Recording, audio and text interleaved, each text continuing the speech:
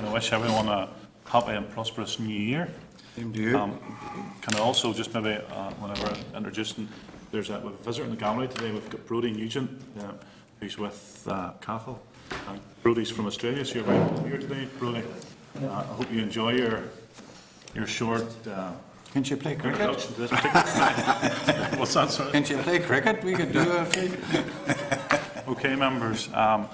Can I just remind members that the meetings are held in public session and are recorded, and all electronic devices, with the exception of the new committee tablets, interfere with recording equipment in the committee rooms, even in the silent mode.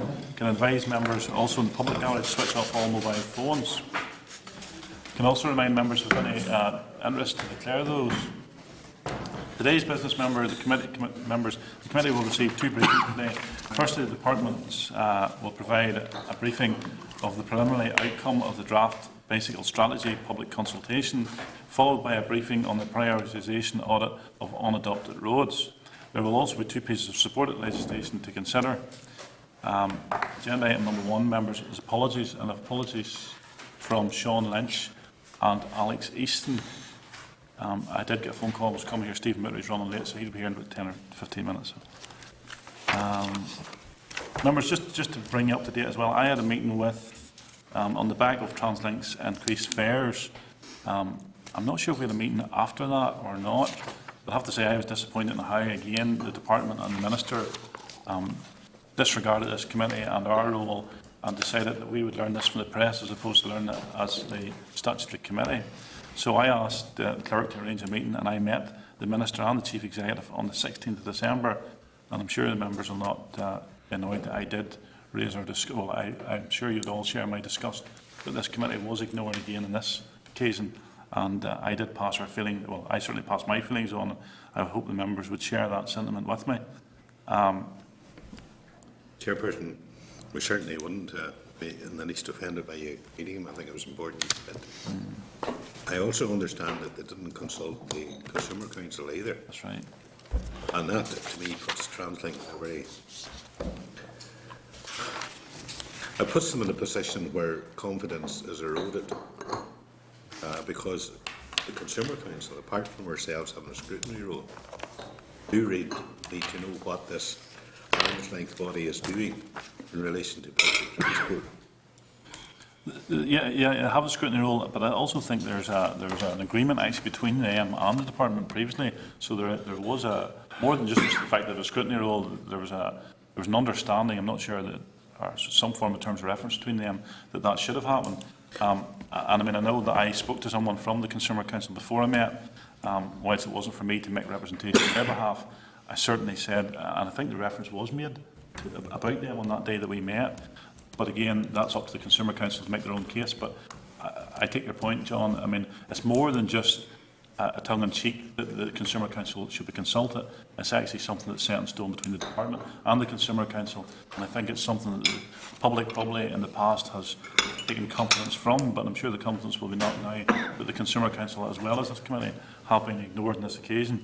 But I did put the point across at the particular time when we met. David? Could I concur with John? I'm grateful to you for taking that opportunity on behalf of the committee.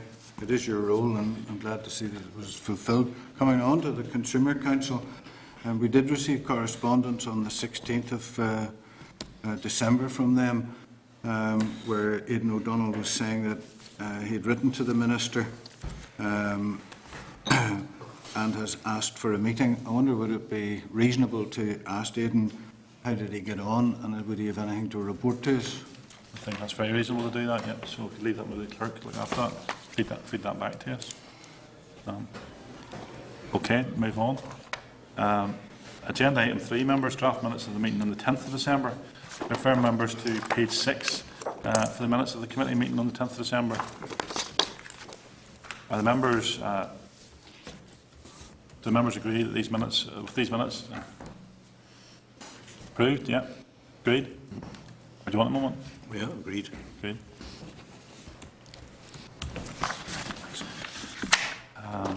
Can I ask the clerk maybe there's some in relation to that correspondence, maybe if you want to go through the items of any relevance? Thanks, Chair. There are two items of correspondence from the Minister. The first, item 1 regarding industrial action in Northern Ireland Water staff. The second, item 2 regarding the Consumer Rights Bill. There's correspondence at item 3 from the Department regarding the appointment of the Chair to Northern Ireland Water. Item 8 is correspondence from the Department regarding the Committee's queries on Belfast public hire taxis. Item 9 is correspondence from the Department regarding Committee queries on the draft budget. Item 11 is correspondence from Into the West regarding their submission to the Coleraine to Londonderry Phase 2 inquiry. And item 13 is the correspondence that Mr McNary has referred to from the Consumer Group regarding the cancelling fare increases. Okay, most of the, I'll call David a second. The only one, the first item of correspondence regarding industrial action, I should maybe update the committee as well. I had a phone call from the Chief Executive of NI Water to, I suppose, bring up to speed in terms of where that was at prior to the meetings taking place with them. So, and I mean, I appreciated that call. I think that was courtesy of her to do that. I should record my appreciation for her because she did give us the courtesy to inform us that was happening. As did the Minister, to be fair to him, the day that we did meet on the 10th of December, made reference to the possibility of industrial action in relation to that. So, David? Just regarding the draft budget, I'm grateful to whoever gave us the answers to the questions. Some of them weren't really answered, but no matter. But really, in terms of the draft budget for 2015-16, would it be in order to suggest that we actually now asked, in light of the £2 billion that's coming in our direction, are there any significant or major changes going to be made to this draft budget for 2015-16?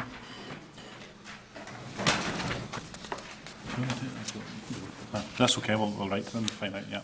Okay. I think we should just to see.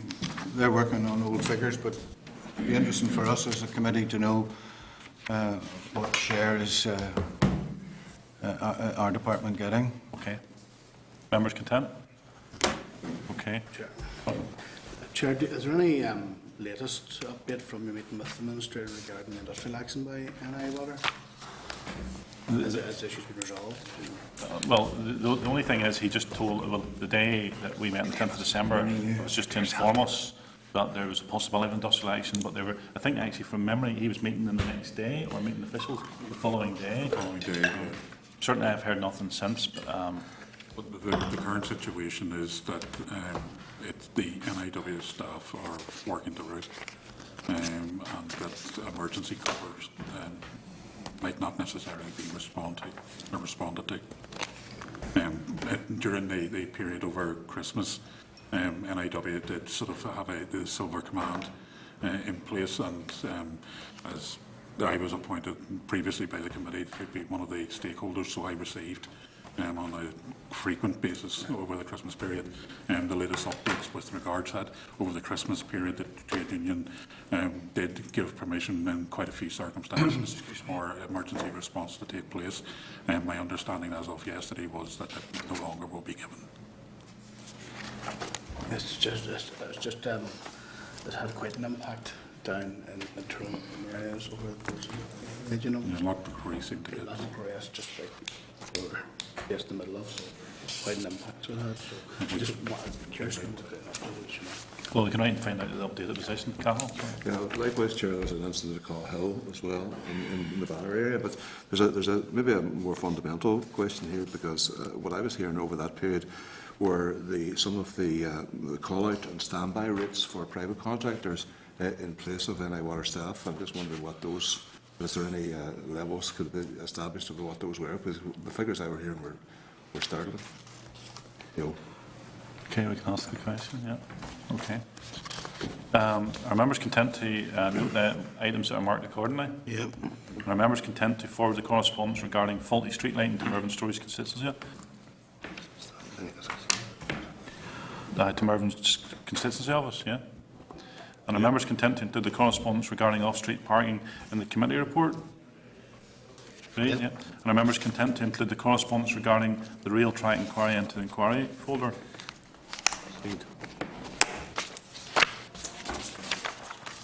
Members content to include the West's written submission in the inquiry folder and invite them to take part in the forthcoming stakeholder event. Yeah. Okay. Agenda item number 5, departmental briefing on the preliminary outcome of the draft bicycle strategy public consultation. Can I refer members to page 65 in their pack?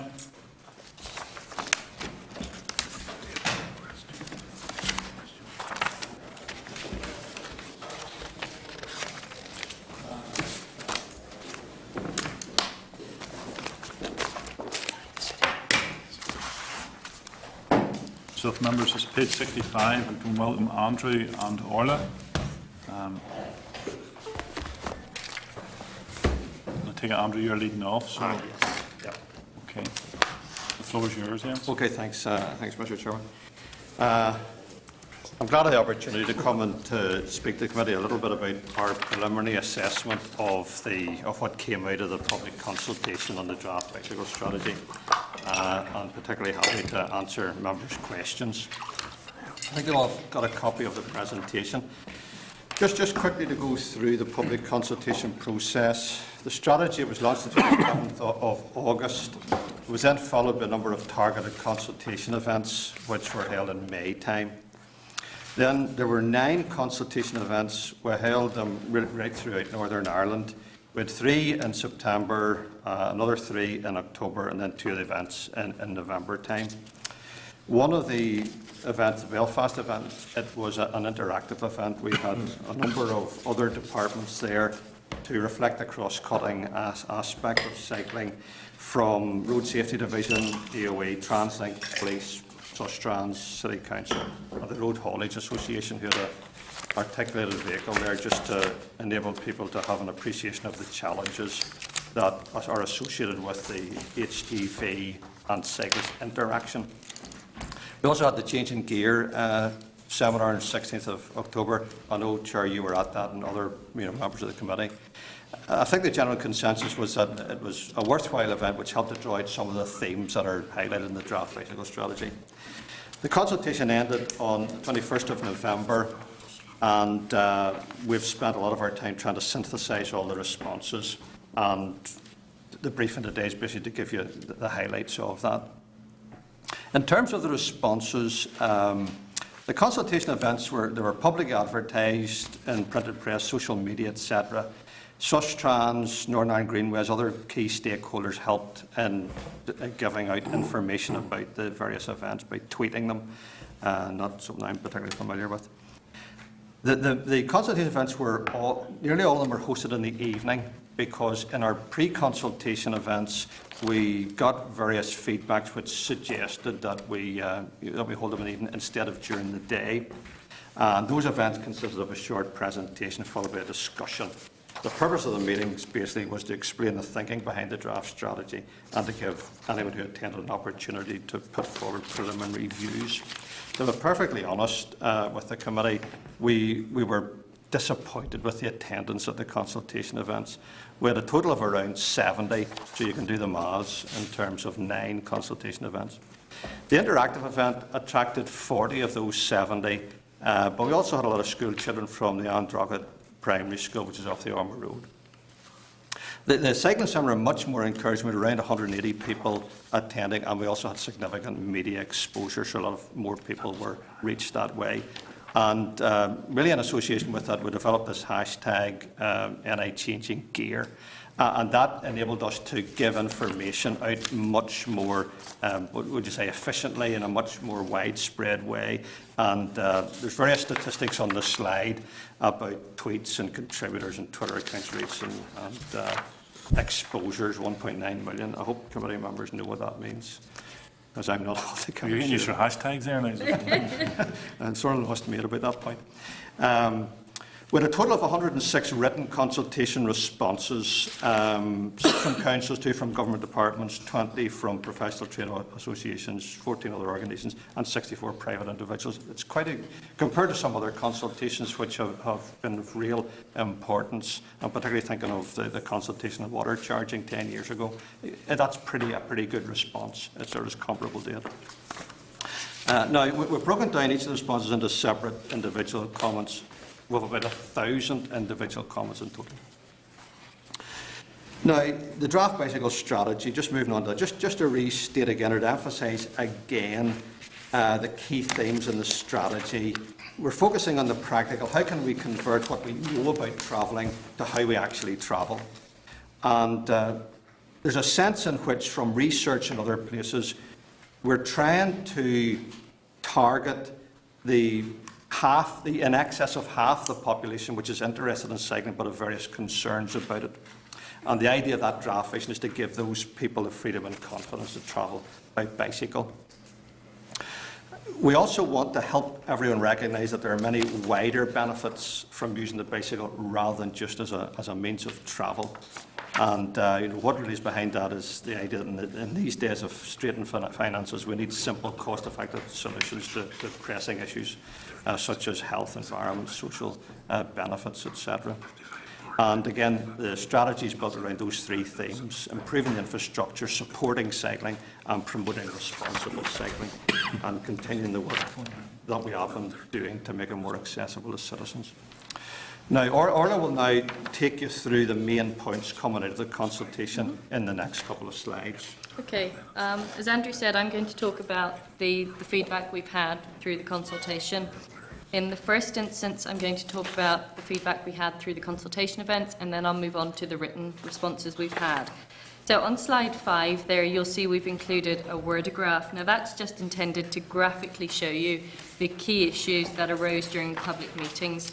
And for those of you that maybe aren't familiar with this type of presentation, it's simply that the larger the word and the more bold font it appears in, the more frequently it arose during our consultation events.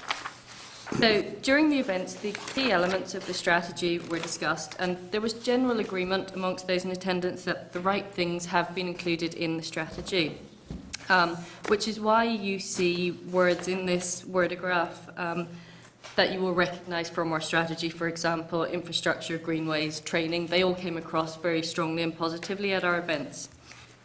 Also, people were keen to share ideas for local projects. And we're generally keen for their geographic area to be the focus of our pilots or master plans, which going forward we're now calling bicycle network plans. People were keen for their areas to be represented in this and not for it to be solely a Belfast-focused type of project. You'll see again in the wordograph that Belfast, Ballymoney and Antrim feature quite strongly. They're quite prominent there. And that's purely because they were amongst the best attended meetings. They were the areas that we got the most feedback from at the meetings. And a number of ideas for projects in these areas were highlighted during the meetings. I suppose, in summary, people attending the meetings were generally supportive of the strategy. They were keen to see the key elements of the strategy come to fruition. That's the message we took away, really. So moving on to the written responses, as Andrew said, we've had 106 written responses, which is an excellent response rate that we're very, very pleased with. Each response has been individually reviewed, broken down into individual comments. At the moment, we have in excess of 1,100 comments, and each comment has been categorised roughly in line with the 4 key elements of the strategy that Andrew's already addressed. It's worth saying that some of the responses received were very detailed and contained quite specific actions that will be very, very useful to us when preparing the delivery plan, which is the next stage of this project. So if I just take you through, you'll see there you've got numbers against each of those key headings, and there's some subheadings there with numbers too. That's just to show you how many of the comments we received can be attributed to that particular key element of the strategy. So if we look at safer spaces, you'll see that design guidance was the most frequently commented upon element of that. And I've actually broken that down further in our work that we're doing now, because a substantial number of those comments were general design type comments, and specifically people are talking about the need for segregated cycle facilities. And there was also a good discussion of shared surfaces. Some people are in favour of them, some people are not keen to see them at all. So that was one interesting element. Other comments in this section related to, again, our commitment in the strategy to develop a design guidance document. That was very favourably received. However, a number of people have said, and excuse the pun, don't reinvent the wheel. There are some very good design guidance documents out there in other jurisdictions. Let's look at those and see if we can apply those to Northern Ireland. It's also noteworthy that many of the respondents felt very positively about the hierarchy of road users. That's figure 4.2 in the document. However, figure 4.3, which is the typology of cyclists, was not so positively received, and that's something we're obviously going to look quite closely at. Moving on to the comprehensive network, the proposal for a more focused approach, or to develop bicycle network plans as we're now referring to them, was positively received. However, similar to the public meetings, the feedback was they shouldn't solely be focused on Belfast. Additionally, a number of respondents made a more general comment about the need for infrastructure.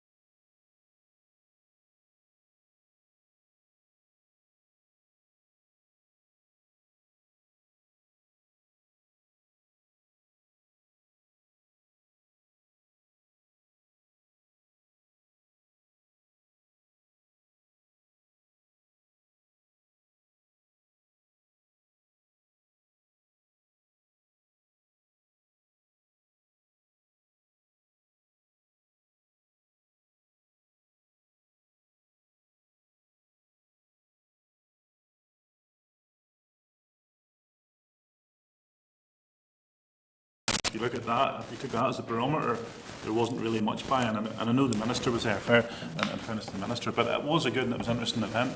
But I suppose for me, one of the things is,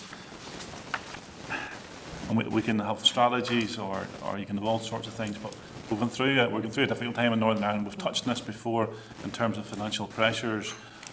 But where have you at? What bits have you made in terms of finances to actually make this strategy become a reality? Because the danger we have in Northern Ireland, and we hear this, I hear this coming from a rural constituency, coming from local government, you hear from your constituents that you took these things up, but you actually never deliver it. So we are talking about a cycle strategy. We are in a difficult economic climate. But Andrew, how much have you bid and how much in terms of financial commitment have you got from the department actually to make the strategy a reality?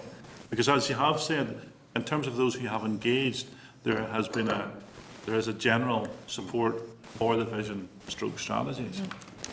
Okay. During this year, we bid for £2 million.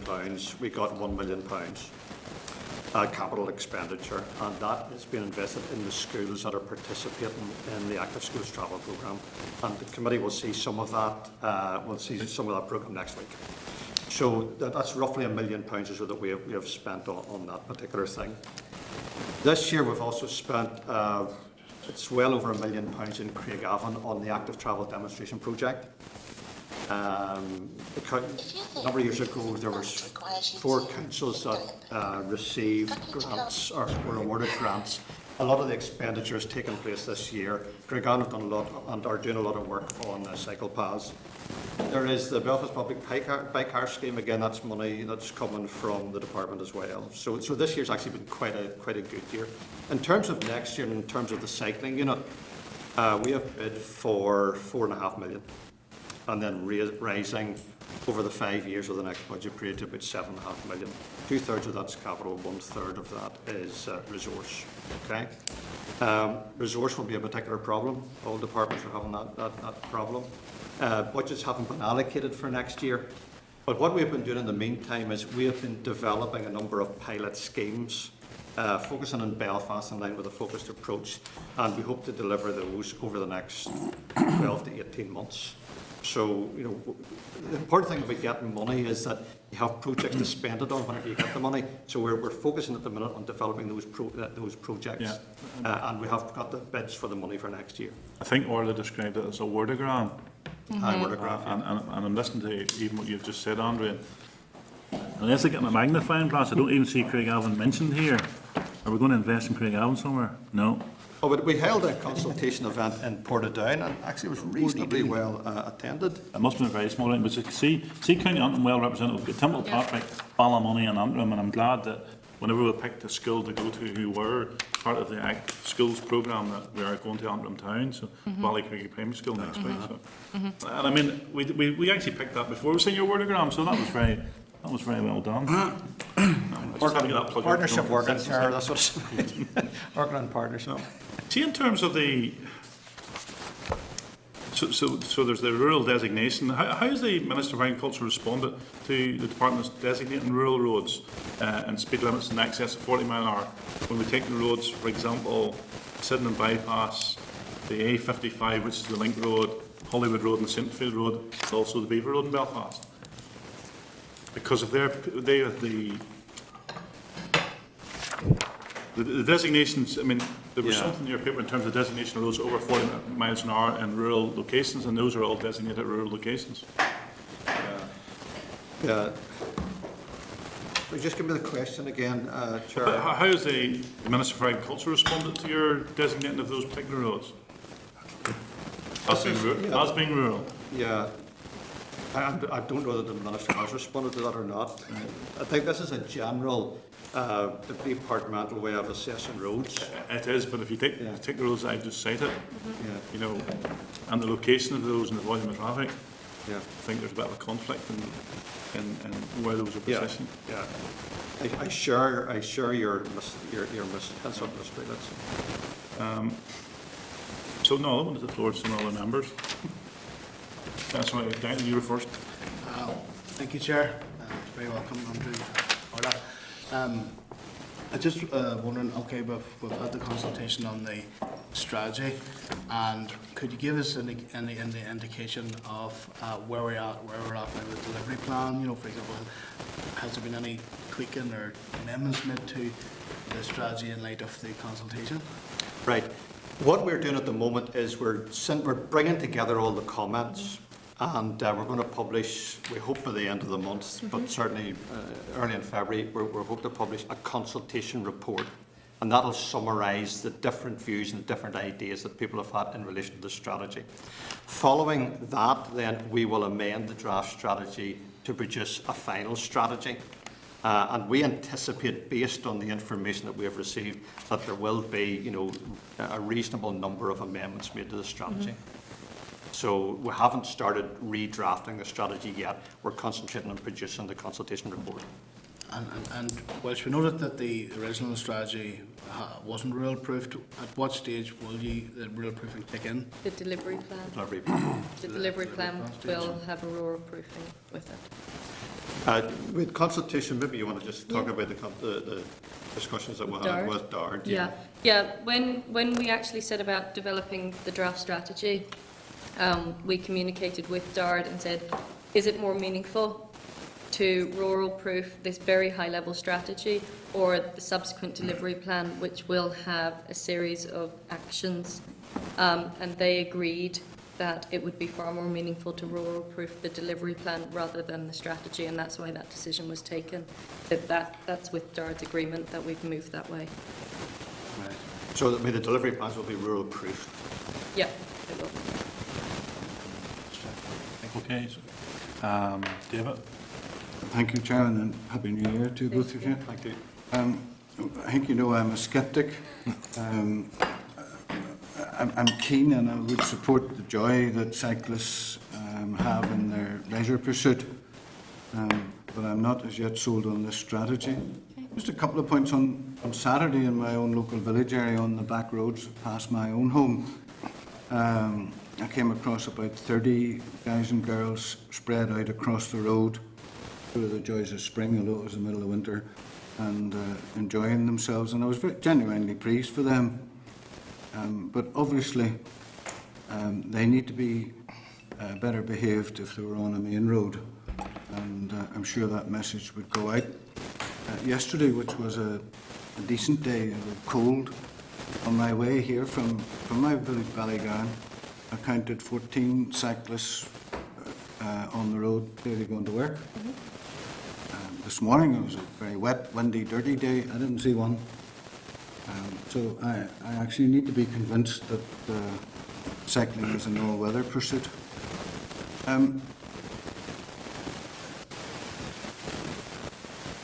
Have you had any response from motoring organisations, or have you contacted them regarding your strategy? AA or RIC, that kind of organisation. Off the top of my head, no, neither responded. And others? But we've engaged with Road Haulage Association and the Hauliers Association, so in that sense. I understand the hauliers, but I'm just talking about the... You haven't had anything from them, okay. And you haven't contacted them, no?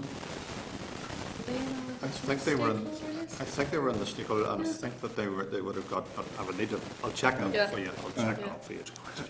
If this strategy was successful, and this is just off the top of my head, is that likely to necessitate changes in the highway code?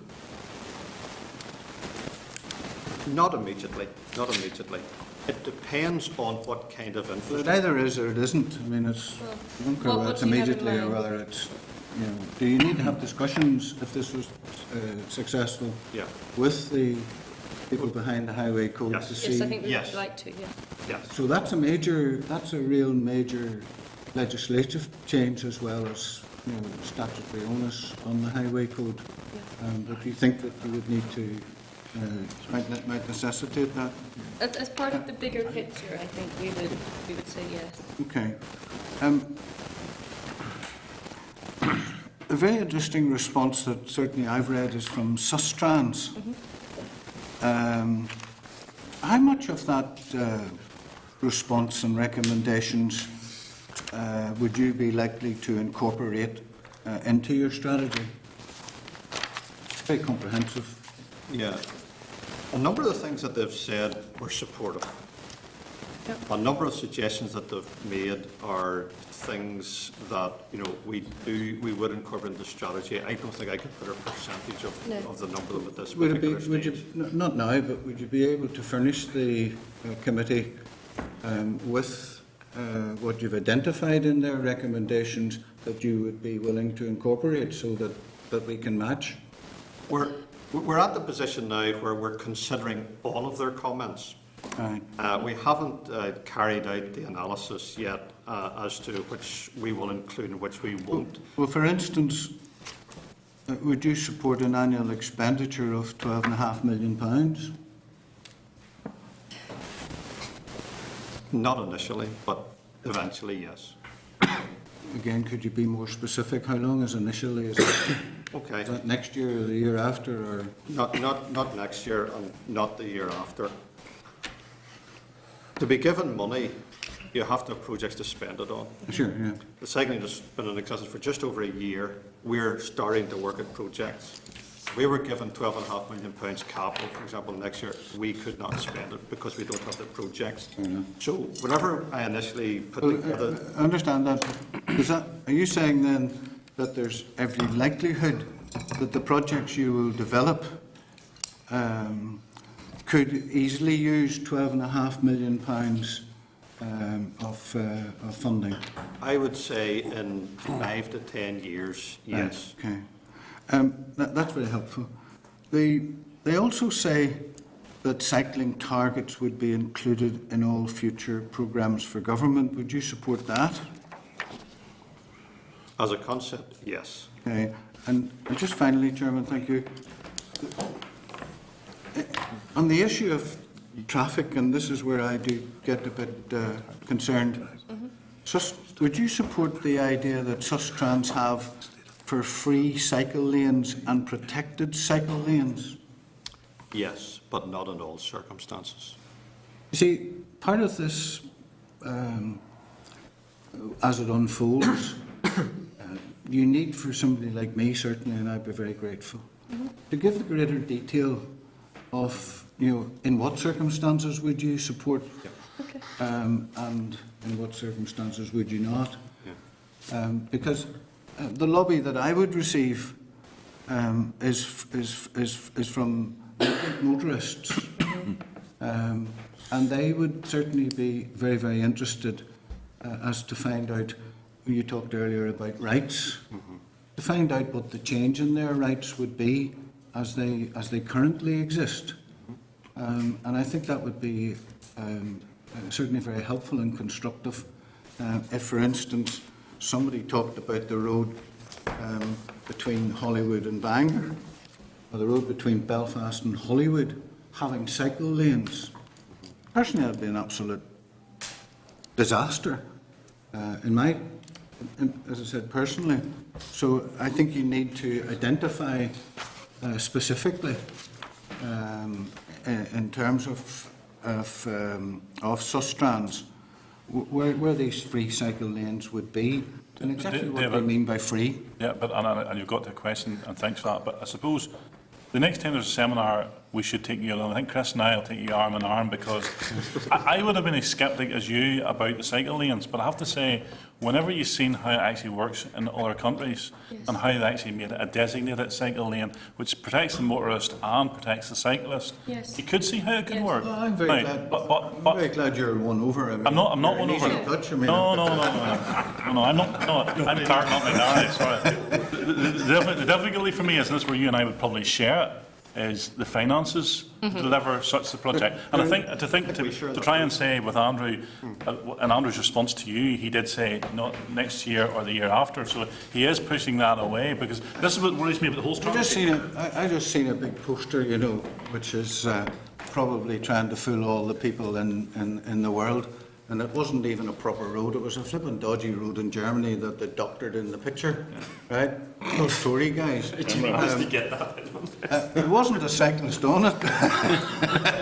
There wasn't even a car on it. So I think what we've had here in Northern Ireland, I'm very I mean, cyclists has, and I mean, I'm not a cyclist, but I think to be fair to those who do it, have been poor relations in terms of what they have got Yeah, for infrastructure. I But want- if you look, David, but what, and I think that's what brought most out for me the day we did go to the seminar, what you see in other countries and how they've developed it, and then how people embraced it because Yes. they've got a decent infrastructure. I heard I understand what we saw in Amsterdam, and everybody came back and said Amsterdam was great. Now, we're not going to talk about just Thomas cycling in a minute, David. We're Thomas cycling. What they were on when they were in Amsterdam and what gave them that opinion is another matter. But I know I want to be clear. There is a growing, and certainly with young people, a growing number of cyclists, right, who need to be treated with respect. I'll give you an illustration where they don't. And I know that works both ways, but it is irritable. I also want to know about these free cycle lanes, and I illustrated also. There's not a cyclist on the road today. So There we're going to are have. We're going to. We can beg to differ, Mr. McNary. Well done. We're going to create cycle lanes, right, and put a roof over them to make sure people use them, because they're not going to use them much in a day like today. I think that's unfair, and I think what's came to Northern Ireland the last couple of years with the Giro, and I mean, I'm sure if you actually start to look and you compare that with 2 or 3 years ago, what the Giro has done for Northern Ireland and the interest it's brought, and actually bringing people out on the cycle. I mean, you go out on a Sunday afternoon, yeah, they may be out for leisure, but the fact is they're actually out on bicycles. I never thought I would have seen myself saying that. To me, there would be in my life as well, driving along a normal road and the three abreast. I think there's nothing. That's why you have to There's have a nothing provision better for them. than to see a young family, 4 or 5 of them all on a road. That's really lovely, etc. They're good on country roads. Is there room for them on our main roads? I'm not too sure. But, I mean, if I could just say, I mean, the points that Mr. McNary made are very important points. And where you should have free cycle lanes and segregated cycle lanes, that is important that the committee knows what we're talking about here. But Orla mentioned there about a lot of the responses said proper design guidance. And most of the design guidance that we have seen does actually set out the information that you have. So that, I mean, that is, Just finally, I welcome the point. Just finally, I think it's key in what you said, and I'm grateful for your honest answers, is that if there's a likelihood that this strategy could make changes to the highway code, that's how significant this strategy is. And that's basically what I would like to also know is what are the changes to the highway code? I mean, that is massive. I mean, there are a number of things that we have in mind, and there is a thing, it's in Denmark, and it's called a 2-stage right turn. Without going into all the details of it, instead of moving out to the middle of the road to turn right, you keep on the left-hand side, you have a waiting area. Whenever the traffic lights change, then you continue on the left. It keeps cyclists out from the middle of the road. A thing like that would need a change in legislation and would need a change in the highway code. That's an illustration of the kinds of thing that we're thinking about. Okay. Thank you, Chairman. Can I also just say, if Mr McNary is interested, we do have videos of each of the speakers from the day of the seminar. We are creating shorter clips to make available on Facebook and the like, but if you're interested, we can certainly supply you with the presentations from the day. I'd be very glad of that. The worst thing that you can do is ask the salesman to look at somebody else's salesware. Right, we'll move on with that one. But you're going to offer Mr. McNary a cycle? Cahill, Take the cycling tip. I have a bike. right, David. It's a Palm Beach 1948 You version get of on something. it, you get on it then. Cahill. I can't get a motor on it. That's the only Thank thing. you, Chair, I'm certainly not a sceptic or nor am I an easy touch either, but and you talked about the embrace. They talked about the embracing of cycling due to the infrastructure provision. But I think actually the real revolution in cycling happened because of the Cycle to Work scheme, which got more people back into cycling than ever before, and particularly when it was rolled out through local government. I know when I was in local government, I was very passionate about getting it introduced. Unfortunately, the mandate ran out before I was able to avail of it myself, but I was able to avail of it last year, so I declared interest. in that it did avail of the cycle to work scheme. You should count yourself lucky that you didn't try to get it in here, but because you only get it 1 month in the year. Well, I understand that, but I was on the ball and was able to avail of it. So I was, but I would encourage anybody else to. I think there's only 2 members out of 108 that actually have availed, not 3 maybe. So, maybe you're correct. It wasn't Chris. available until I made inquiries and I had to buy one before it was available, but now it is, so you've benefited from that, Cathal. Keep going. Sorry, just for the members who just get David wants to get a cycle.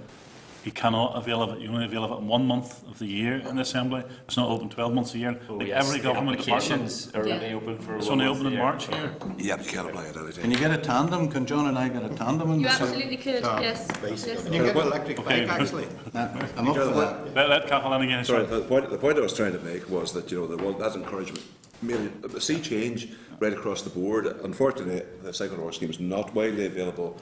It is quite restricted in its provision, and I think there's a piece of work to be done there. Just in terms of the encouragement of cycle provision, particularly in local government, and Wales they brought in legislation, of course. Yeah. In terms of the strategy, has anything been advanced there to look at potential legislation to encourage cycling Yes. at local government level? Yes. We have begun a little piece of work. We've looked at the Welsh Active Travel Act, and we've done a little bit of work to scope out a potential comparable bill in Northern Ireland. And we're at the scoping stage at the moment. Sure, again, just go back to the cycle work thing. I don't think we can underestimate it, because I know people who were signed up on the first tranche of it are now perhaps they were starting off on average bicycles, £400 or £500. They're now on specialised bicycles, and some of them are doing 50, 100 miles on a Sunday morning or whenever. So I think that was the revolution in cycling, and it's definitely catching on. Yeah, and a lot of the comments we received to the consultation were to that effect, of saying that, agreeing with what you're saying, there is some work to be done on the wider rollout, encouraging more employers to take it up, and also to see if it can be applied more widely, perhaps to those on lower incomes or those outside the job market. So that they did come across quite strongly in the consultation. Thanks, Chair. John? Chairperson, thanks for the opportunity. I bounded a bit early this morning to come and hear this. And really what I've picked up is, really you're gilding the lily, really, aren't you? I mean, your consultation had an average of less than 8 people, so clearly you're trying to promote a product that people clearly have no interest in, otherwise they would have turned up. So what needs to be done? I mean, give you an example. Walkman radios, nobody knew what they were until somebody said, oh, you need these, and they went out and promoted them. Even custard creams, there was no need for them until somebody actually generated the interest on them. So in an area where we've got the highest rates of heart disease in Europe, where obesity is now affecting 70% of men, myself included, where road safety is, road deaths is rising again, is it not depressing that less than 8 people per meeting turned up to find out about this wonderful project, which I support in its totality? It was, well, I wouldn't say it was depressing, but to be honest, it was a failure. We were disappointed, that's right. We were disappointed. At a number of our events where there were very few people that turned up, we did actually get some ideas for better ways in which to consult. And we're going to take those on board. Asking people to give up an hour, 2 hours to come to a place is not the best way. So we're exploring the social media avenue and targeted phone calls to people that may have an interest in asking them over 10 or 15 minutes. You're asking people to commit to 10 minutes on the phone. So there are other ideas that we've got. We need to think them through, but you're right. But if you take that as a barometer, David, or Andre, taking John's point, and I have to get in here in this one, because consultation, and we talked about, I think it was Chris raised it one day, consultation process in the main do not bear out many consultees. And a good lot of the members sitting around this room have all been members of PCSPs or district policing partnerships, where people are interested in crime, antisocial behaviour. You go to public meetings, you have 6 people at it. Yes. So you cannot take that as a barometer of people not being interested in a particular subject. Because people are interested in crime, are interested in trying to tackle crime, antisocial behaviour, lack of policing, visibility. You go to a public meeting, you have a free meeting in a particular area, and you have 6 members of the public. So that's not a barometer to say things don't work. Just the same as, so whilst I'm not entirely bought into all of this, Yes. just because the consultation responses are low, I think that's just systematic of how people respond to public consultations. It's not an indication of people not being interested. And I would actually That has been my say experience. attendance numbers were low at the public meetings. Consultation response was actually, in terms of government consultations, quite high, so we were pleased with that. And also, the seminar was part of our consultation events, and that was phenomenally well attended. So there are different ways to look at it. Yeah. Well, we could develop that argument. The two things about crime and cycling are totally different. We're all interested in crime, particularly when we're broken into. Cycling, we haven't even begun, largely, apart from the ones out in their lake run on their flashy bicycles. That's it. The people who are suffering the heart attacks, the people who have the strokes and everything else haven't even thought about getting Yes. on bicycles. That's the Oh, point. well, that's- Yes. And that's the difference. Yeah. And then that's the big tranche of the population. Yes. They're exactly the people that we want to get on But bicycles. councils are It's how doing- we touch those people. Councils have already started that piece of work because they've actually given gym membership to people who have been referred by their GP and getting free membership. So councils are, I mean, I think, to be fair to them, I don't know about all councils, but certainly some councils are already embracing that. So they're identifying those with the illnesses and saying, we can give you free membership for X number of months in the gym. And then people are actually staying on. Well, Chairperson, that's the very point I was coming on to. Clearly, there's new councils coming into being in April. And I mean, they're going to be buoyant and looking for new ideas, wonderful ways in which they can be different from those old councils that are fading out. Surely, this is something that they really could do in a bigger way, given they've got bigger budgets, they're covering larger geographical areas. Is this something that has been given thought to? We have, one of the teams that works under me does do a lot of work with councils on an annual basis for walk to school week, walk to school month, and bike week as well. And the chap who's really responsible for this is beginning a series of meetings with the 11 new councils in order to develop what work they are going to do and what we can support or how we can support them as well. But it is an area that needs a lot of additional work, and it's one of the strings to our bow. Well, Chairperson, Amsterdam was mentioned earlier. The only thing I can remember about Amsterdam is the mice. They were everywhere. But the first cycle lanes I saw were in France probably almost 30 years ago. Yes. And you say, well, it could be 10 years before you could spend your budget of £12.5 million. Now, I'm not going to attribute all the blame to you for the lack of success in promoting cycling and healthy lifestyles and all that sort of stuff. That'd be grossly unfair.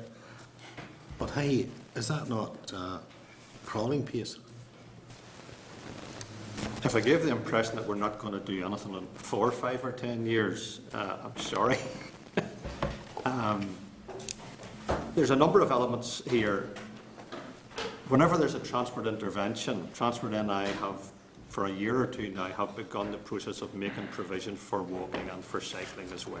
So, in their ongoing programme, for example, the A2, the A8 road, they've put a wide pavement on one side, which is a combined walking and cycling thing. So that's the incorporation of walking and cycling into general roads infrastructure, let's say. We are working alongside that with a number of projects, a number of pilot projects in Belfast. We've selected 8. We've come up with a long list of about 20 in the Belfast area, focusing in that area. There's 8 we're looking at the moment, and we're wanting to roll those out over the next 2 or 3 years. So there is work ongoing, but you have to get a head of steam up in order to get the volume of projects and the volume of expenditure up. Just one last final thing. Rural proofing is about in this assembly probably the best part of 16 years. I don't think anybody really knows what rural proofing is. But the question I ask you is, if you don't rural proof the strategy, how on earth could the delivery plan be right? Well, purely the decision was taken that because this is a high-level strategy, there wouldn't be sufficient detail in there in order to rural proof, because at the moment we're saying we want to deliver a comprehensive cycle network for urban areas and for rural areas and greenways. That's quite high level. When it comes to the delivery plan, it will be dropping down a level and will contain specific actions. And in speaking with DARD, they agreed with us that it would be more meaningful to rural-proof those because you have greater detail at that level. But I think, Mr. Dodd, I think we'll go and talk to DARD again. I think you should. Yeah. Okay. We'll undertake to do. We'll over the next week or two, we'll go and talk to DARD again with our draft strategy in our hands. We'll do Yep. that. Okay, thanks, John. Ross, your next. Thank you. I'm going to go back to Mr McNary's points in relation to the Highway Code and legislation. I do have concerns that following the success of the Giro and things like that, we do have people who seem to think, well, 30 people on bicycles can just take over the road and carry on. And that does happen. The Highway Code, I think, used to be that you had to ride in single file. That doesn't happen. We have people that will take over the road. We have people who will ride bicycles with no lights. We have people that will ride bicycles that have no brakes. And whilst I accept all the points that have been made that we have to be very positive about these things and these things should be encouraged, and I don't have a problem with that, I do have a problem, unfortunately, with some of the people who are engaging in these activities, because they do seem to think at times, well, if there's 30 of us going out, we are going to take over the road. I left home at 7 o'clock this morning, David, and I didn't see anybody on the road either. It was dark. It was dark, yes. And, Joe and I would have come up on the tandem, only Joe wouldn't take the fight. But I do have problems with that, and I do have problems with how the legislation, if there were legislation or a highway code, how it would be policed, for want of a better word. What are your views on that? The concerns that you have, I share, and I share them as a cyclist, someone who uses the bicycle. I think there's probably, although we've all done our driving, I think we probably all have done our driving tests, and we all have, Maybe not. you know, one of terrible, I don't intend to go down. We're probably not as familiar with the highway code as we ought to be. And there are certain activities and certain behaviours of both road users, all road users, which are probably permitted by the highway code that everyone else doesn't think they are. So that's just a general point. I think what you're highlighting, though, is the importance of proper training for all road users. Drivers have to set a test, they have to do a theory test. What kind of training, what kind of requirements are needed of people who use a bicycle on the road? And those are all things that, you know, we in the cycling unit are open to considering. Well, I could not get in and drive a car without a provisional licence without being shown how to do what I have to do. Anybody can get a bicycle, jump on it and head into town. Yeah. Basically, that's what can happen, and you might have absolutely no idea of what you're at. I mean, all of us have seen it where people will come along on a bicycle, suddenly decide to go onto the pavement because there's cars in front of them, suddenly then decide to become pedestrians and use the crossings to cross the road and then head off in a different direction. Those things cause me concern. I've raised them before, they cause me concern. And you know, if we see cyclists being prosecuted for this, we're going to be said, oh, you're anti-cyclist. I'm not anti-cyclist, I'm pro-safety. And this is a major concern that I have. We support you. We support that. Moving on, you've said that 6 councils responded. There are 26 councils, and I take it this is 6 of the 26. Which were who were the 6 councils? I'll have to check my list. I can email that to you this afternoon. I was concerned when the events did take place that Omagh, the county town of Tyrone, wasn't one of the ones that was used. And I know there's reference being made to Antrim and various other places. Omagh is the county town of Tyrone. There is a cycling initiative in the town.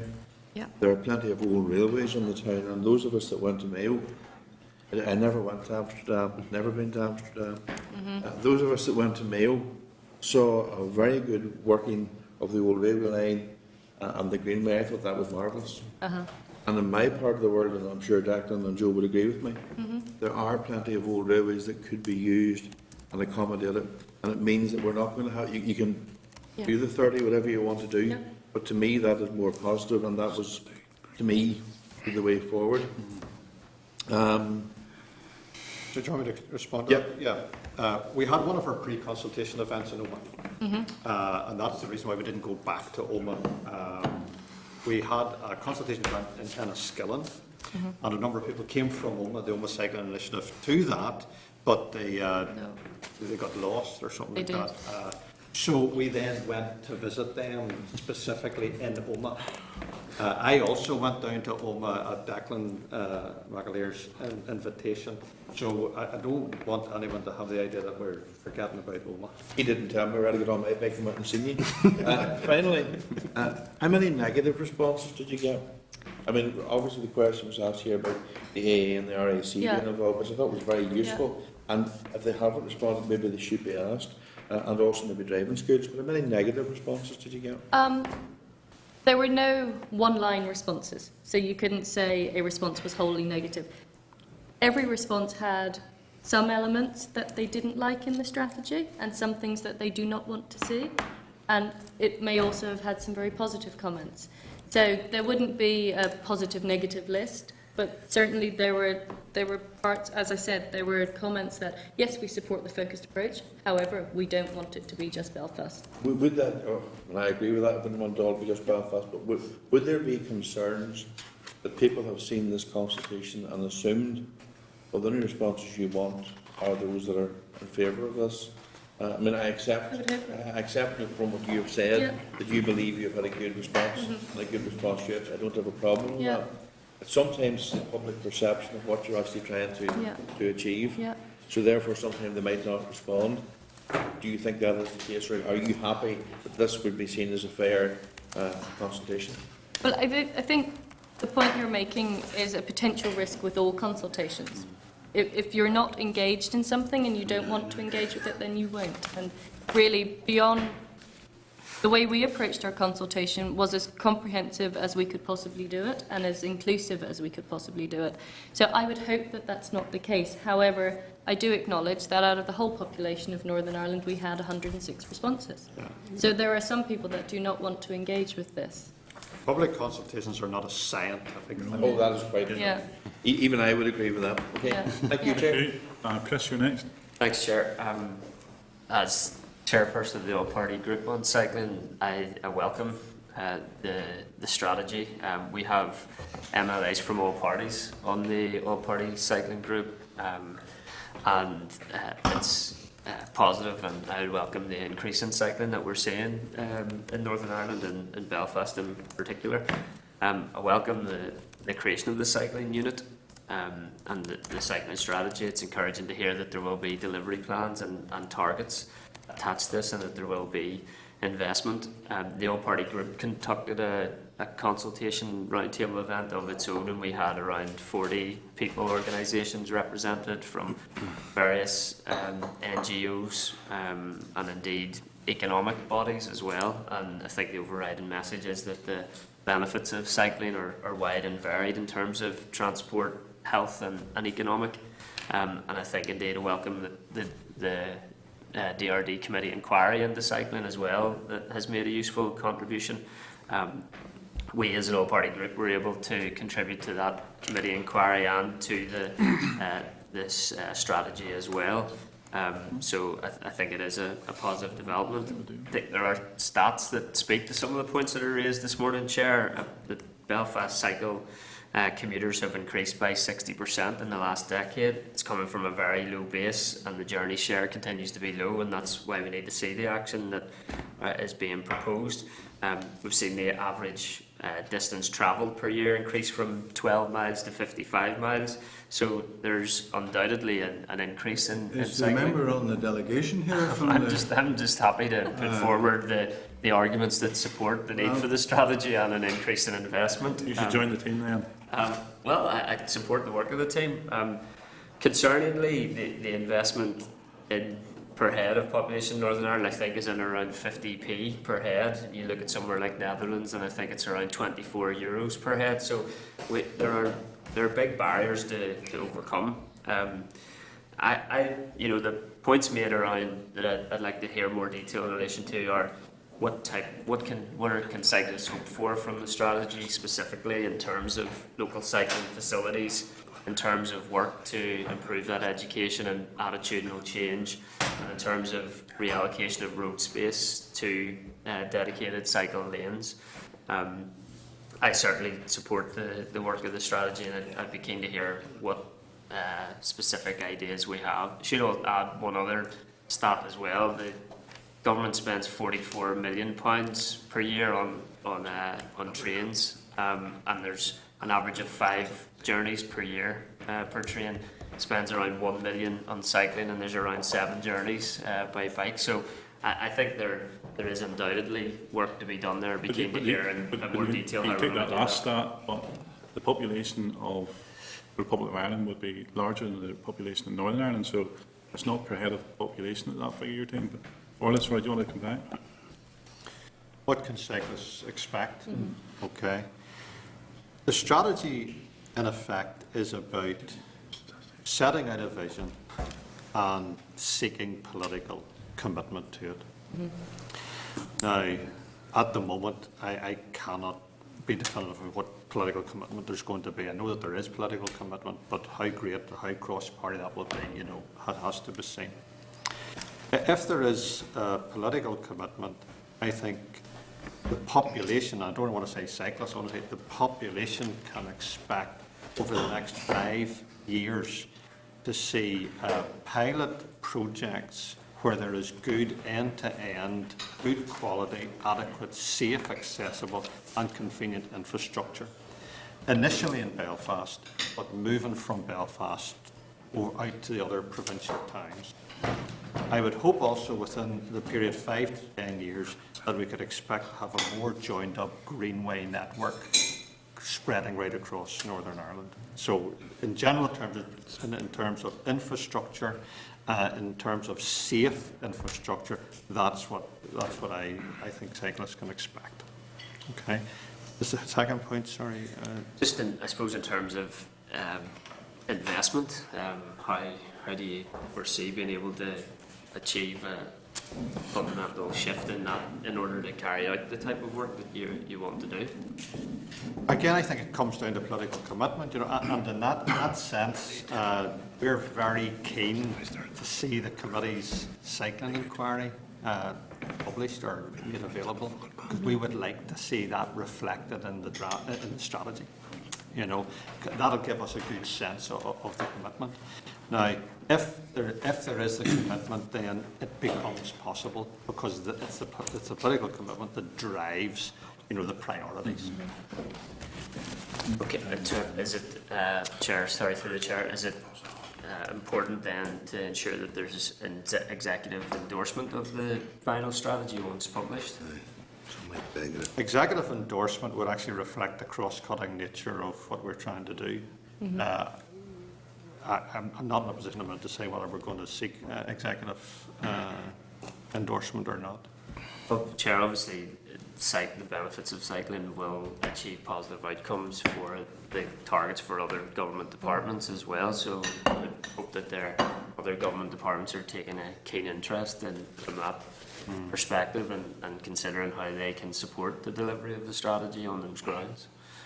I think the difficulty with all of this, Christian, it's all right for the soundbite to say you support, and I know you passionately support it, but in terms of, if you listen to the Nolan show coming in this morning where there's pressures in terms of A&Es and there's people's operations being cancelled, how you can make extra money available just to promote a strategy at a time whenever the financial constraints in Northern Ireland are at best bursting point. So I think... Yeah, take that point. I think we have to consider the preventative contribution of cycling to health in Northern Ireland in that regard. In the short term, we're trying to be creative about preventative. It won't help deliver those operations that we needed this week. Also to draw out the benefit-to-cost ratio of cycle infrastructure. I know you've seen the CTC response. They talk about some schemes returning a 5.95 benefit-to-cost ratio. The Department for Transport in England for a transport scheme would think a medium return is 1.5 to 2. So that's an exceptional. But Orla, if I take statistics, and statistics is a wonderful thing. I built a house 9 years ago. If I had spent half as much again, I got to cut my energy costs by more than half, but it took me 15 years to get the payback. So we're sitting in a financial position in Northern Ireland at the moment that we just can't. We have to be careful what direction we push money. And I mean, this is not the DFP we're sitting in today, but I think we're all coming here with the realism that Northern Ireland's a pressure point in terms of the finances. This is, in an ideal world, if you had money to throw at this, you would be throwing more money at it. But I think you have to look at the priorities. But one of the things for me about this strategy, and if you take, so we are doing road infrastructure projects, but what we should be doing whenever we're doing those, we should be integrating.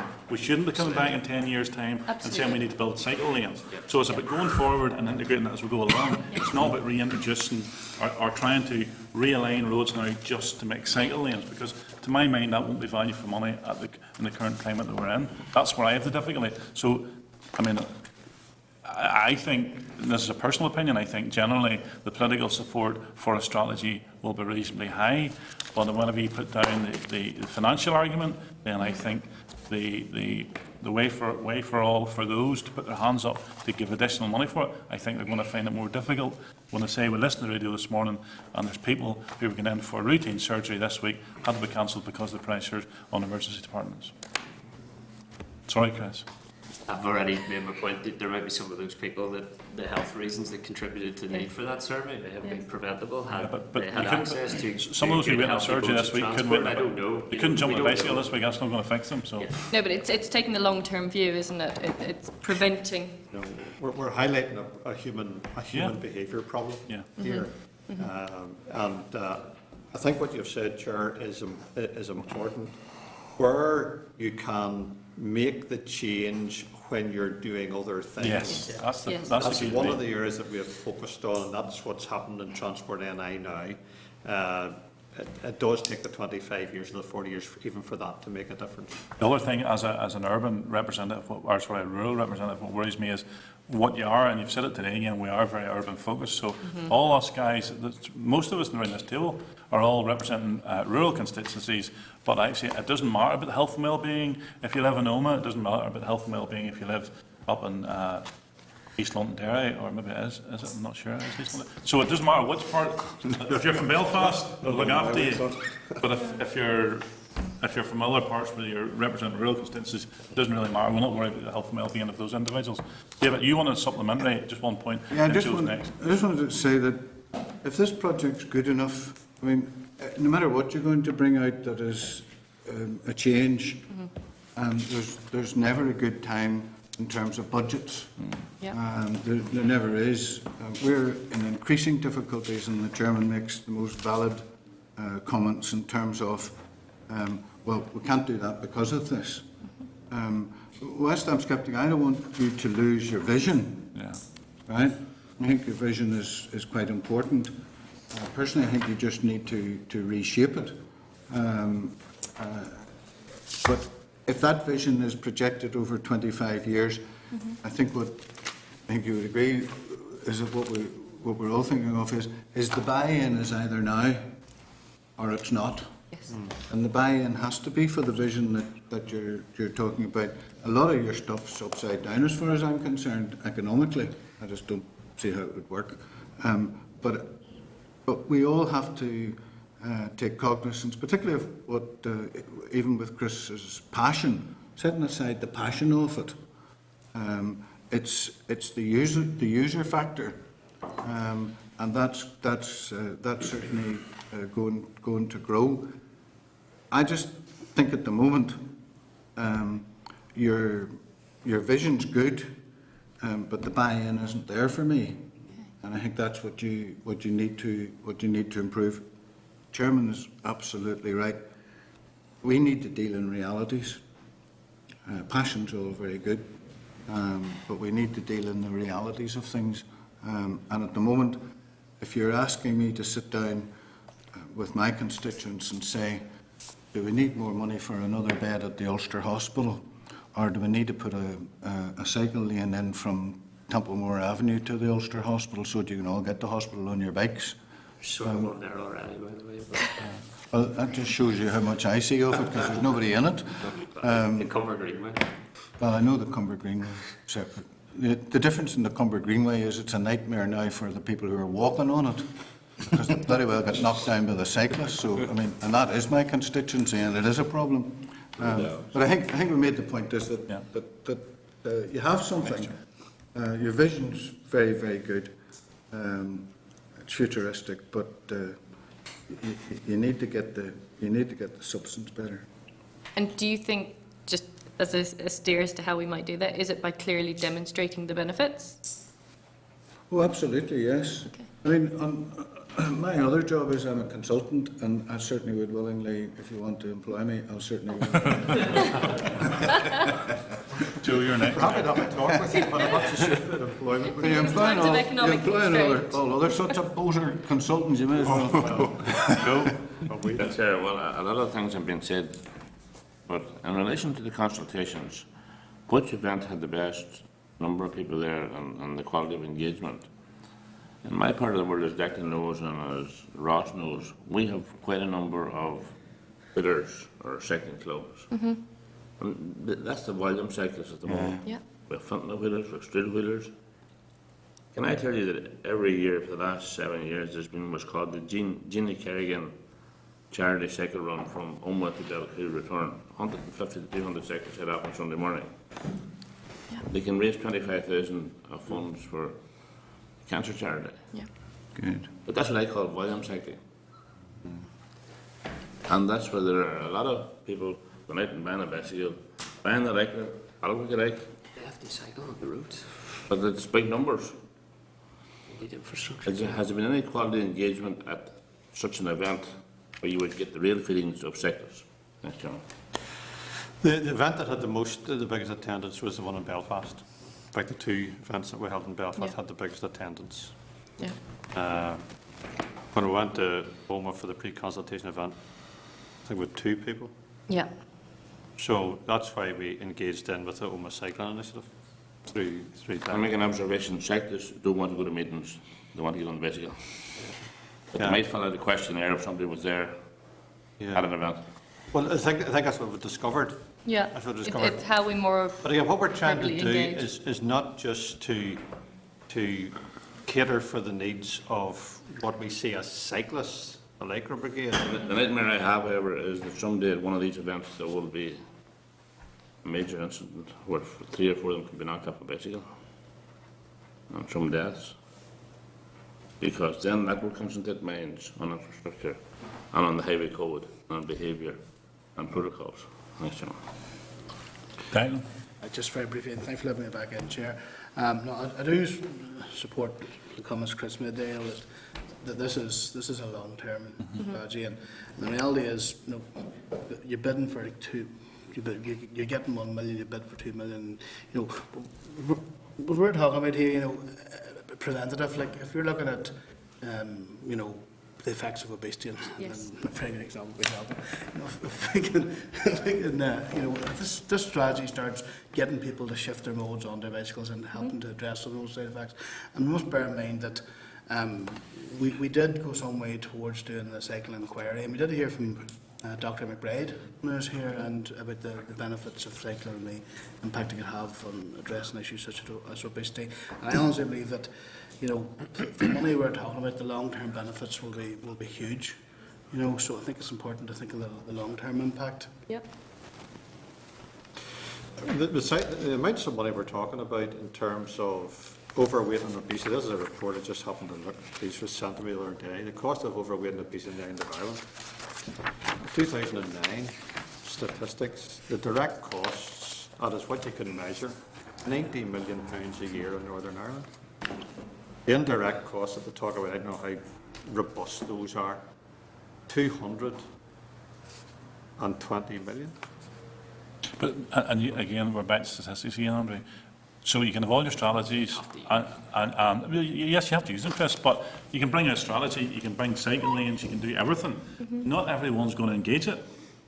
I mean, you're talking about obesity. If you look around this room and the members in this room, bar yourself and there's less, we'll not name people, but half the committee membership of this room, You already have.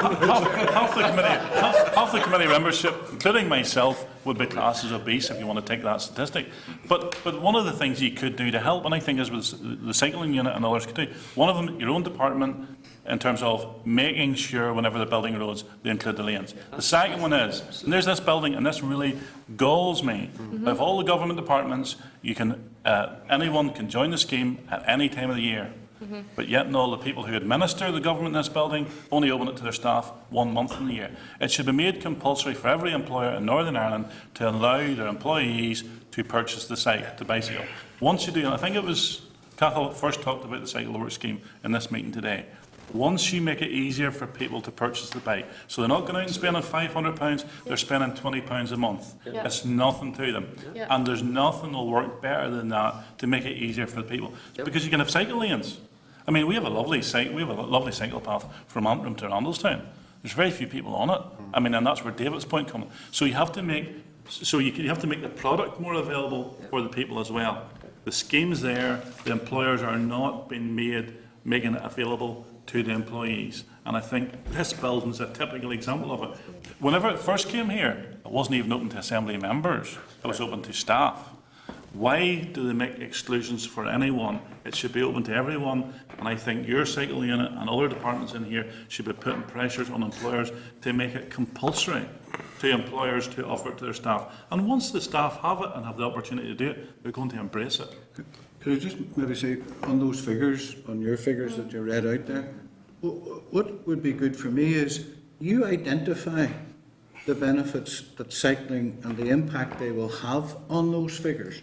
You tell me how they're going to be reduced, how many people with obesity, etc., how many people in Northern Ireland who have obesity today, if they ride a bike, will not have obesity tomorrow.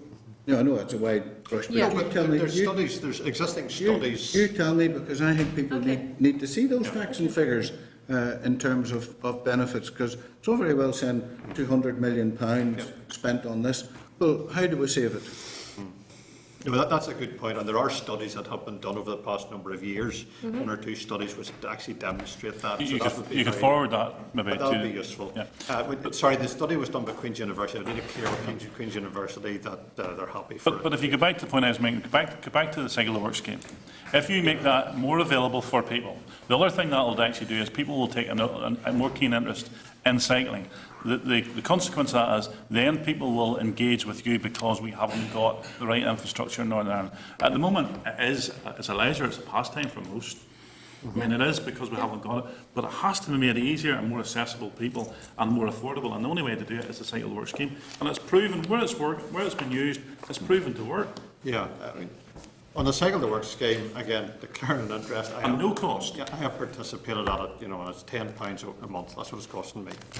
However, it's not our scheme. It's not a cycling scheme, not the DRD scheme. It's an HMRC scheme.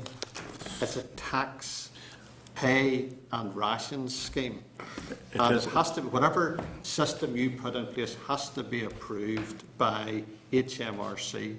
It has to meet their guidelines. So it's an employer scheme. Now, what we're more than happy to do is to talk to, is it the Assembly Commissioner, whoever, I'm not even sure who the employer here is. We can show them the scheme that we have, or the 12-month-a-year scheme. But there are certain requirements in relation. But Andrew, sorry, in case anyone's listening to this, I'm not just talking about the Assembly. You're talking more widely. I'm talking You're generally, more and widely. I think your cycle unit should be doing work with employers in general, because this is not a cost to the employer. Yes, it's an HMRC scheme, but there is no cost to the employer to implement the scheme. And the easy, I mean, and I spoke to someone, and I'll not name them, who works for a non-government NGO. And I mean, I'm not saying who it is, but if you look at my Assembly questions, I have asked every department in this building, this building, in terms of open to their employees and the NGOs related to their relevant departments. Not open to the NGOs, but open to each of their employees, which is fair enough, it's open to their employees. But from my point of view, I think it's a no-brainer. This is a scheme that should be open or available to anyone. Whether they take it up or not, that's a different scenario. But once it's available to people and they embrace it, then the feedback or the consequence of that, in my mind, is people are going to be coming to your door and saying, we need. And I mean, that statistically, I mean, we can talk about your number of small respondents today. I think that in itself will make people realise how poor the infrastructure is in Northern Ireland, because they've got something that they can afford to buy or purchase. I mean, I went to a shop one day, and I was convinced an ordinary bicycle at Halfords will do me. Somebody described it to me, not name Halfords, any shop, a cheap bicycle. If you go just for the bottom end of the bicycle, and it was a member of the assembly, it was Sammy Douglas said to me, he says, it's like buying a very cheap bicycle is like buying a farm gate with wheels. And I thought, no, this is not true. And I went to another shop, and I went to Halfords, and I looked at a more expensive bike and rode around the shop and thought, actually, there is a difference here. But the affordability for anyone to go out and buy that 300, 400, 500 pound bikes, given the pressures that people are under, is difficult on a one-off payment. What bike did you buy? I bought none yet, David, but I will buy one whenever the scheme opens in this building. All right, okay. Because it's not open for me to join. But it's not open for anybody to join until March. But what I'm saying is, if it's open for everybody all year round, and each employer offers it to people, comes the spring of the year, you're going to see more people on the roads, and it's going to feed into the points that Chris has made in terms of health and well-being. But it's not been made easy for people. So you can have cycle lanes. People still can't afford to buy bicycles. Chair, 100% agree there, and say in order to encourage cycling, you obviously need a bicycle. Yeah. But the issue there, and somebody touched on it earlier, is not only just encouraging it within the private sector, but also actually encouraging those who are unwaged to actually get, to get. Yes. And the other one is, and I know that we're going to have the public hire system scheme here in terms of Belfast. I've seen it operating in Dublin, and it's absolutely perfect. But there's a taxi sits out there every day, every day to take people up and down to Donald House, and I'm just saying that's an example. I know that within Limavady Valley Council, I encouraged the council to buy 2 bicycles for their staff to actually do the short messages that were required, and they were as well taken up on. So there's all those other wee encouragements as well that pushes everybody over. So Is there somewhere down the line, Chairman, that this whole great picture you're all painting, we're all going to be riding bikes in 5 years' time, Yeah. right? That all of a sudden we won't need buses and we won't need trains. No. So I mean, what's the factor in that? The bicycles on the trains. Well, the fact, I we're getting off the one, but the factor in that, David, you isn't jump it? on a train and travel 100 miles and then arrive in some city in his bike and say, "Whoa, look where I've come from." No, I think the factor in that is if people started to, instead of taking short journeys in taxis and buses, Absolutely. and use their cycle, you're actually going to save the public purse as well. Yes. I mean, I think there is a knock-on benefit. Well, You still have to make it easy for people to join. anything that puts TransLink out of business, I actually might be very receptive to.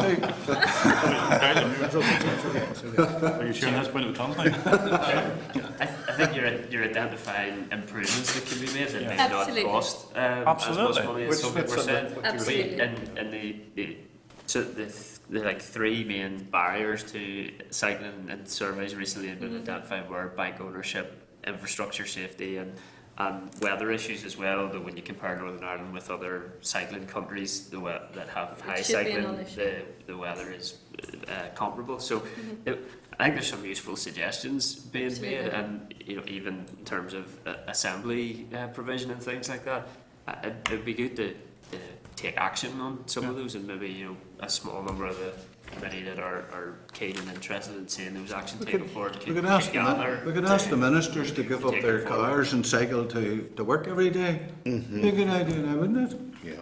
Look at the savings we could make there. I think you're making useful points, Chair. Yes. Thanks. Was I excluded? Right, okay, members. I think everyone, sorry, has had their opportunity now. So I thank Andrew. I know we deviated slightly at the end, but I think there's enthusiasm there, but there's a realism as well in terms of where we're at in Northern Ireland. So maybe you'll take some of those points on board from the members today. And I think this committee, I don't think anyone was against this committee suggesting that it should be compulsory in terms of, and I mean for all employers to make it available to their employees, because there is real benefits for that and I think Chris' point's well made, and those benefits are at an early point for health and well-being, but I think then later on they will feed into the strategy that you're trying to develop, Andrew. Yeah. And then maybe by the time we get to that stage, there may be money available to try and deliver these things. But thanks for today. It has been useful, longer maybe than anticipated at the start. But, Chair, can I thank you as well? And I must say the discussion I found very enthusiastic, so appreciate that. Don't read it like that, now, it's just going to go over it. I was going to say, members, we better move on. Well, we're back on. Chair, can I just ask, is my computer's playing up a bit today? Is a summary of the consultation responses available to committee members? Not yet. We hope by the end of the month we'll Okay. have a report. Okay. Thank you. Thanks again. thank you very much. Okay, members, agenda item number 6. Just before you move on, Chairman, I wonder, just in the light of the conversation, and certainly would the committee and yourself agree to make an inquiry of the motoring organisations if they have an opinion on this draft strategy? The only difficulty I have, would they have been the list? Well, we'll need to We check if they were thought on they the were, stakeholder but we need list. to check that out. But if they're not on the list, would the committee like us just, maybe not? Well, there's 2 points here. If they're on the list and didn't respond, I don't think we should be going further than that. If they're not on the list, then if the committee are content, then that we do ask them for a response. If they're not on the list, Do you want us to ask them for a response? Yes. yes. Yeah, that'd be good. We'll check that out. Okay, members, agenda item number 6. Chair, can I just ask in relation to the report of the committee inquiry on the cycling, when that is likely to be published? Members hopefully will be discussing the draft report at the next meeting. The next meeting's being held in Ballycraigie Primary School. Good job. Thanks, Chair. Agenda item number 6, departmental briefing on the update of unadopted roads. Refer members to page 95 of their packs.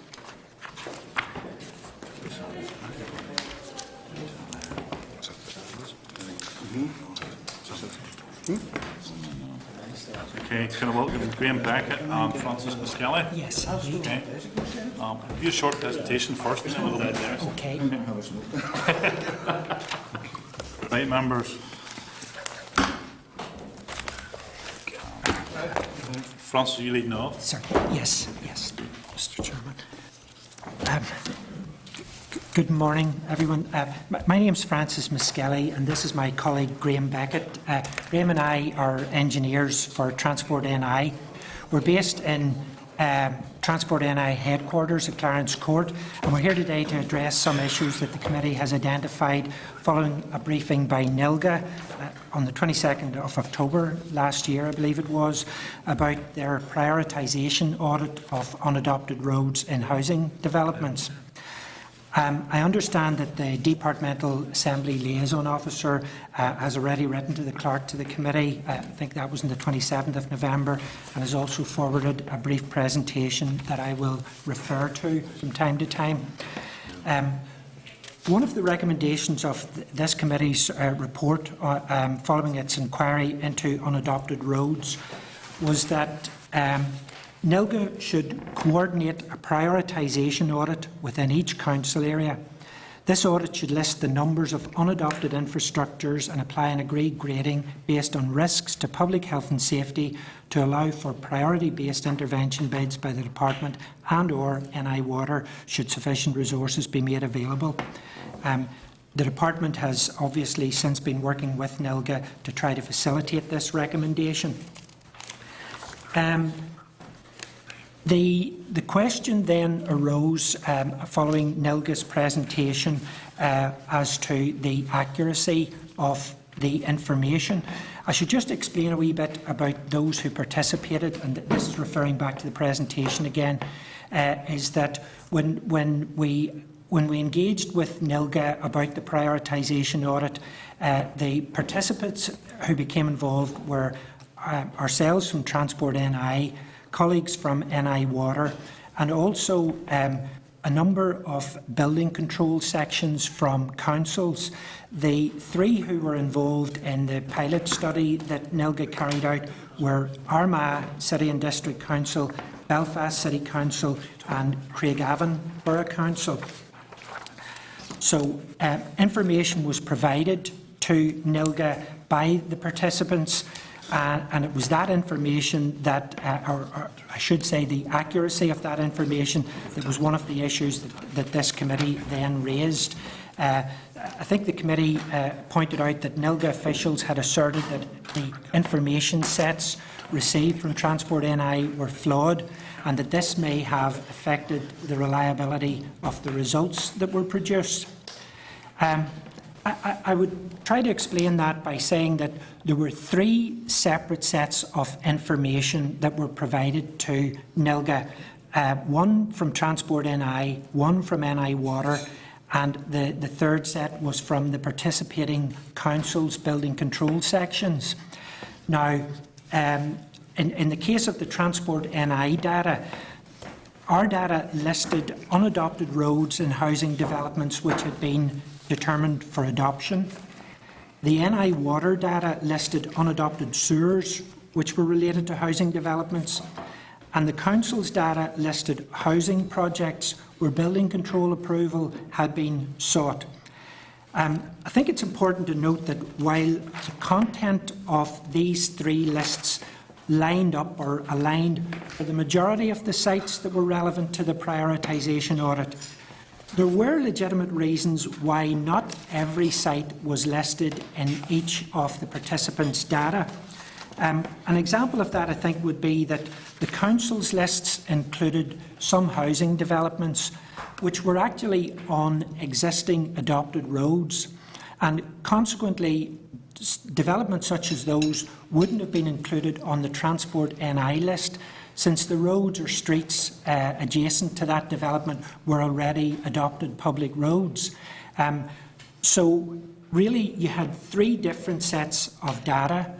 There were large areas of those data sets where the information would have appeared on each, but for legitimate reasons, I'm trying to explain that there would have been information on some of the data sets that wouldn't have been relevant to the other 2.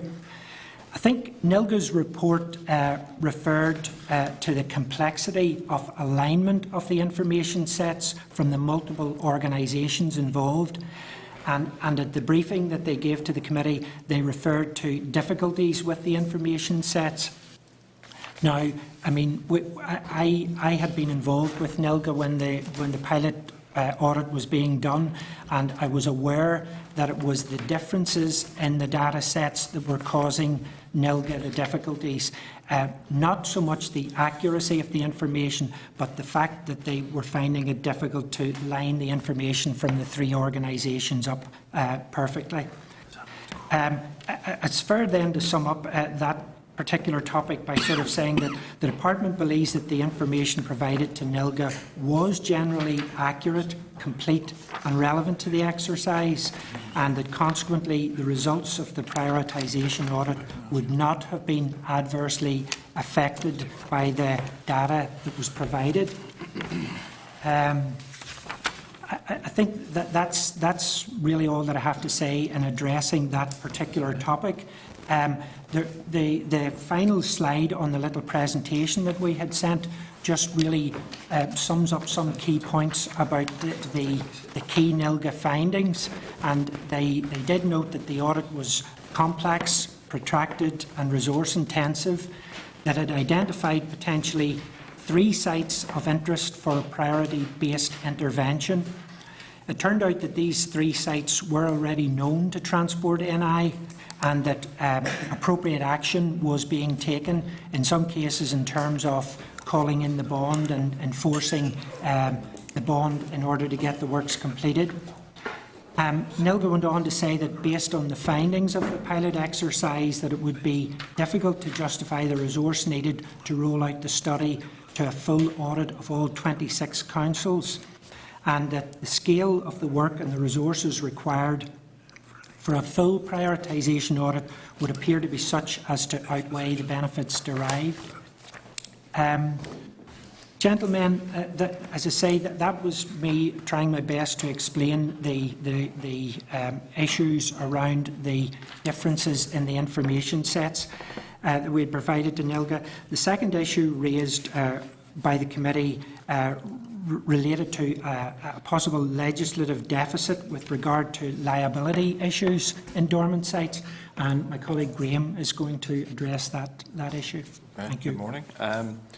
With regard to the question of there possibly being a legislative deficit. We've had sight of the legal advice that NILGA had received, and the advice that they got was that councils could not ignore the public safety issues that fell within the range of matters for which they had legal powers to act. And the advice also agreed with NILGA's view that the Health and Safety Executive are responsible for enforcement of the Health and Safety at Work Order and have responsibility for safety on building sites. And this will include sites where no work activity is underway, so long as the owner, the developer or the duty holder can be identified. The advice did also highlight there was a legislative deficit in respect of abandoned building sites, which I'm assuming means that no owner, developer or duty holder can be identified. And the advice also acknowledged that the bonds, and I'm assuming these are the DRD bonds because I'm not aware of any others, rarely cover the cost of completing infrastructure works or fencing abandoned sites to prevent persons from accessing them or being exposed to danger. So, taking this all into account, we have asked our Department Solicitor's Office for advice on 3 issues. Firstly, to confirm there are sufficient provisions within the Private Streets Order and the Water and Sewerage Services Order to ensure that the Department can address any health and safety issues in relation to the roads and sewers within the areas that have been determined and bonded.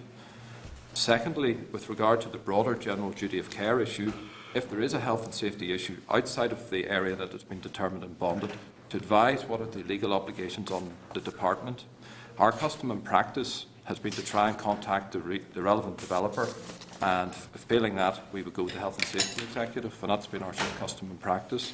And the third question we've asked is with regard to the issue of determining who has overall responsibility for ensuring an abandoned building site is maintained in a safe and secure condition, to advise if this is addressed through planning legislation or the planning process or through any other legislation, or if there is actually a legislative deficit, as has been suggested. And obviously, any advice that we get from DSO will be provided to the committee once that has been made available. To date, we haven't received any advice back. There's been a bit of toing and froing to clarify the questions, and those are 3 questions we have settled on to ask our Department Solicitor's Office. That's acceptable to yourselves. Yep. Okay, thank you. I should have said I apologise at the outset because you were here in December and I think we had overrun, so apologise that we weren't fit. I think there was pressure in this room as well, so we had to vacate it. So I apologise for that and thank you for your presentation. But Graham, can I start with you because it's actually interesting. When did you ask for that legal advice? At the end of November. At the end of November? Yeah. So, and you still haven't received it? Well, there was a bit of toing and froing in December because we asked the general question that had been asked, and the solicitor asked for further clarification. So that's when I went back and came up with the 3 specific questions. So to be fair to the solicitor's office, they probably only got it mid-December. Yeah. So I would expect something back, hopefully later this month. So I suppose one of the things from certainly for myself that was the concerns of the sites. And really, that's the basis of some of your legal advice. Mm-hmm. And we're in a situation where it's our understanding that the Health and Safety Executive have no responsibility. Are they saying they have no responsibility? Yeah. Council deem they have no responsibility. Yeah. Road Service obviously haven't got a legal opinion on that, but we've still got sites that are unsafe. So yeah. Well, we're not in a good place. Well, yes, but what would happen sometimes, we do have a couple of cases where there has been issues outside of our bonded area where there has been a real health and safety issue. We have stepped in, but it isn't custom and practice. But if we think there's something really inherent. What sort of issues, Graham? Well, there was one case in, I think, Glenburn Manor in Dunmurry where there was a retaining wall which was outside of the termed area, which looked like it was about to collapse. So I think we just took the decision. There was no developer, as far as we could determine. So we just went in and we did make it safe. But that was just a feeling of a duty of care that we felt, it was dangerous. And, did you ever do roads where there were? Sorry. Did you ever do any portions of roads where there were no bond covering them? No, not normally. No. You say not normally. Is that not ever, or? Sorry. We wouldn't normally make up a road as such. All we do is go in and make something safe. But we would tend only to do, that was where we felt there was a real danger. I'm not trying to be pedantic here, but just the way you've answered that make me think on occasions you have done roads that there was no bond covering them. Can you think of situations where you have done that? The only one I'm aware of is Glenburn Manor. Which was a wall and which was a retaining wall, which was about to fall over and it Okay. deemed to be unsafe. So I think you've done another one in Bushmanor and Antrim as well, possibly. I don't know. I need to check on These that. didn't do the road surface, that's why I was curious here. Ross? Yep. My first question might sound silly, but I'm going to ask you anyway. When is a site not a site? We have building sites where they start building over there, and those 3 houses are sold, and the 3 people move in, and this 9 houses are not completed. So is that still a site, or is that considered to be a housing estate? From our point of view, we would have been looking for a bond to be in place to cover the roadway into the point where the building was taking place. I think it's correct to say, so that if the bond was still in place, and the road was unfinished, assuming the developer hadn't been building illegally without putting a bond in place, then as far as Transport NI is concerned, that would still be a development site. The issue there would be that because there wasn't continuous development right from the existing public road to the 3 sites that you referred to that have been developed, there would be an issue there as to how quickly it would be wise to try to enforce a bond to complete that road when there was obviously further development to take place, If you have a situation like I've described, and the 3 houses are finished and the 9 are not, but the developer has, to use a technical term, buggered off, he's no longer there, but the 3 people are still living in their houses, how quickly would you enforce the bond?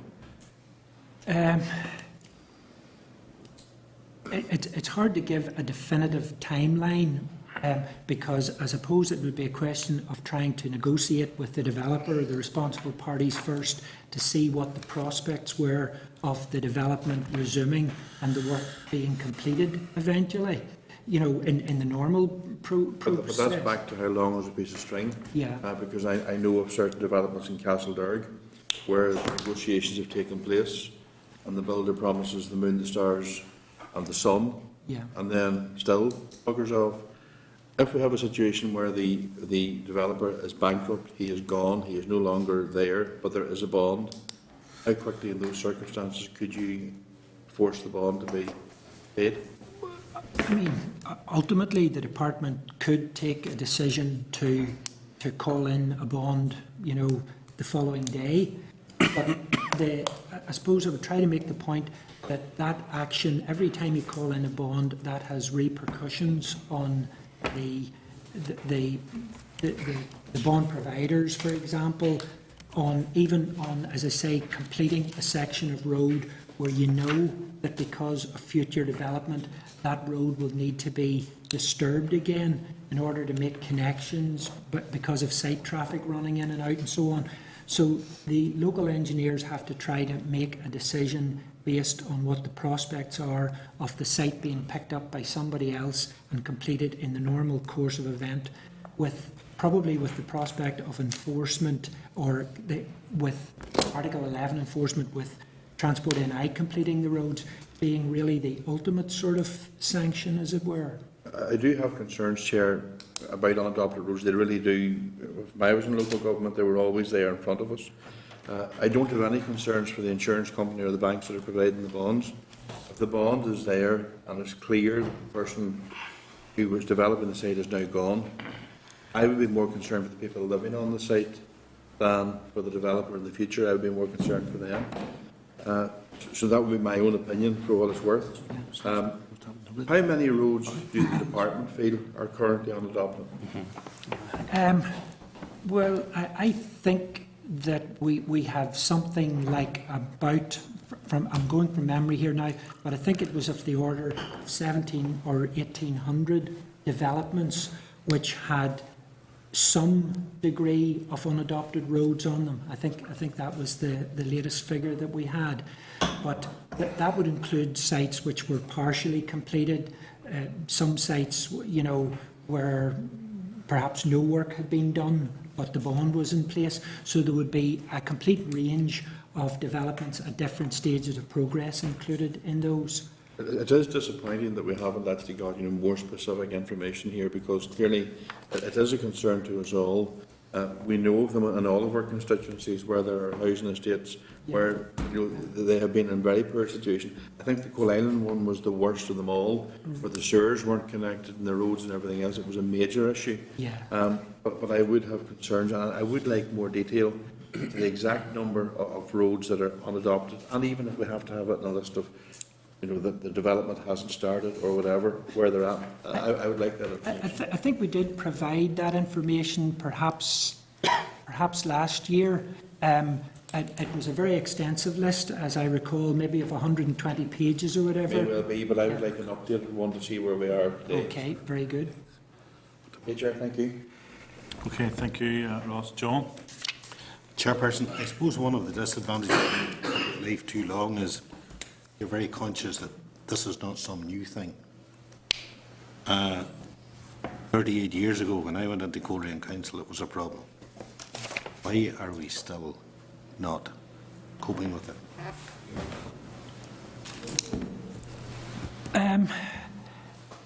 It's, as you well know, you know probably better than I do, it's a very complex process, really, which is essentially, it's led by the developer. The developer makes a proposal, applies for planning and so on, and makes arrangements to develop houses and to provide the roads associated with them. We're there to try to ensure, to try to help the various parties involved in the design and laying out of those roads, and then in ensuring that they're built to a standard whereby they can be adopted. But essentially, everything really depends on the developer's ability to sell houses and to provide the infrastructure that's required. I think the real problems creep in whenever, for whatever reason, something goes wrong and the developer can't or doesn't fulfil his part of the bargain to try to complete the roads, or to get the roads completed in phase with the development. In order to try to deal with problems when they arise, that's why there's this process of providing the guarantee bonds, and they can be called upon, and we can get the roads completed ultimately if that's absolutely necessary to do so. But if I could just try to clarify that when I pointed out the difficulties and the implications of calling in bonds, we don't for one moment shirk from calling in a bond or worry about the consequences of that in terms of the cost to the insurance company.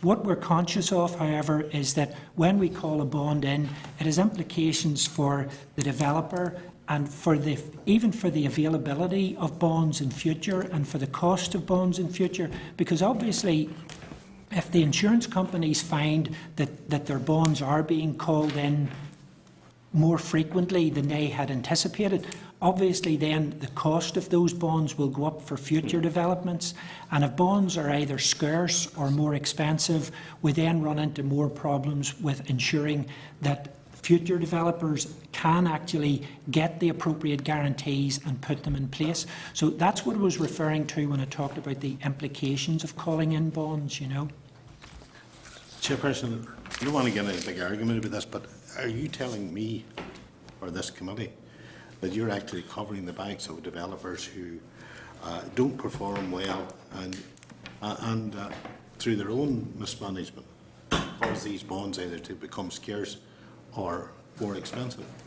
So the ordinary trader who lives in one of these estates and who's plodding through mud, or his children's poking live wires out of lampposts, or sewers are not working, or whatever else, that those people's needs are less important than these developers, some of whom have been appalling in the last decade, and that you really want to protect bonds for them in the future. No, absolutely not. That's what it sounded like. Well, I apologise if I represented it clumsily, but I suppose the point I'm just trying to make is to reflect to you that there are implications for us calling in bonds too quickly. We don't shirk from calling in bonds. We're calling in bonds all the time, and there have been, especially over the last number of years, there have been some very significant bonds worth millions of pounds called in to get roads completed. But it's not something that we do lightly, and part of the reason is that we are conscious, although the householders' needs are paramount in this, we are conscious that there are implications for the industry and for future developments. Can I ask you a different way, maybe, Francis? Because I mean, I think we'll all share the same point John's making, and the difficulties that many people face. And developers just go, form new companies, change their names, whatever. Where would you, I mean, and given your department has responsibility for roads, where would you see, or which department would you see responsibility lies to prevent this getting to the difficulty it's in? So I appreciate road service or the transport, and I have to come in and enact a bond. But your planning service, DOE, whenever the decisions are made, there has to be a department that can actually step in sooner before we get to that particular stage. And I mean, as John has said, he's at this 38 years, some of us not just as long. I just certainly don't want about it in another number of years. It's difficult for people who live in these developments. And just passing it off, and I mean, and I know you've adjusted your language and how you've presented that, but just because it's a difficulty or just because you're concerned about developers in the future, we need to get to a stage where there's a solution at the start and not actually even where Transport NI have to call in bonds. So there has to be a solution. There has to be someone responsible. So is it going to be DOE or is it going to be ourselves? But something has to give here, Francis, because we can't keep going like this. I mean, there's certainly a role for planning in terms of enforcement of the planning conditions. So, that would be one facet of it. Right, so let's take that facet. Yeah. And you've said you have about 1,700 or 1,800 bonds. And I do know that you've called in bonds even in my own area. What work have you done with the planning service to actually get them to enforce the conditions in planning applications? Well, we are in regular contact with planners, and for example, so am I, but I'm not necessarily, but I'm in regular contact, but not for that particular reason. You could be in regular contact, but how often are you actually making them enforce conditions on applications? Because am I not right in saying it's a condition on all applications for new developments that the road actually has to be in place before the development starts? Well, no. Not to then, I'm not talking about finished code. No. Well, I mean, a developer is required to put a road bond in place as soon as he starts building works on the site, house building works on the site. But, I mean... Are you sure he's not supposed to put a service road in as well? No. He shouldn't really be having houses occupied and so on without there being at least a base course surface on the roads. So is that a condition? Well, no, that wouldn't be a condition, but that's something that for example, the legal profession would be looking out for. The solicitor doing the conveyancing should be looking to ensure that there's an appropriate bond and that the development works on the roads and the other infrastructure has progressed to a point that's satisfactory for the house to be occupied. Well, that's not really getting us there, but go ahead. No, Chairperson, you mentioned the legal profession is only as good as the work that they're given to do. So is there a need to bring forward new legislation which puts an end to these breaches, such as putting residents into houses with no roads, sewers not working, not connected, and all the other things that I mentioned earlier? And I know your department's not alone in this. The Department of Health went easy on nursing homes. The chickens then came home to roost when we discovered old people were suffering horrendously in those homes. Back to our own. Why, for years, have residents been cheated? And why is the legislation or the commitment not there to deal with it? Because the developers, and some of them have been good, in fact, it's the good ones put out of business by the bad ones. Why? They were lent money by these banks. So you're saying nobody owns a site. I think you said something like that at the beginning of your introduction. Surely, when they go into receivership, the banks own it.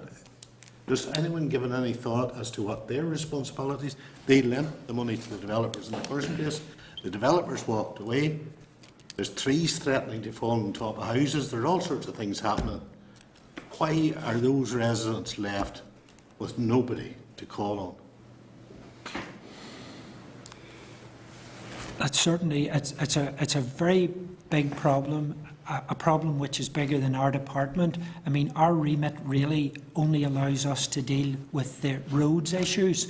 And, you know, I probably said before that we feel that the current legislation is adequate when it's operated properly to deal with the roads issues. You mentioned, for example, you know, health and safety defects like street lighting or things like that.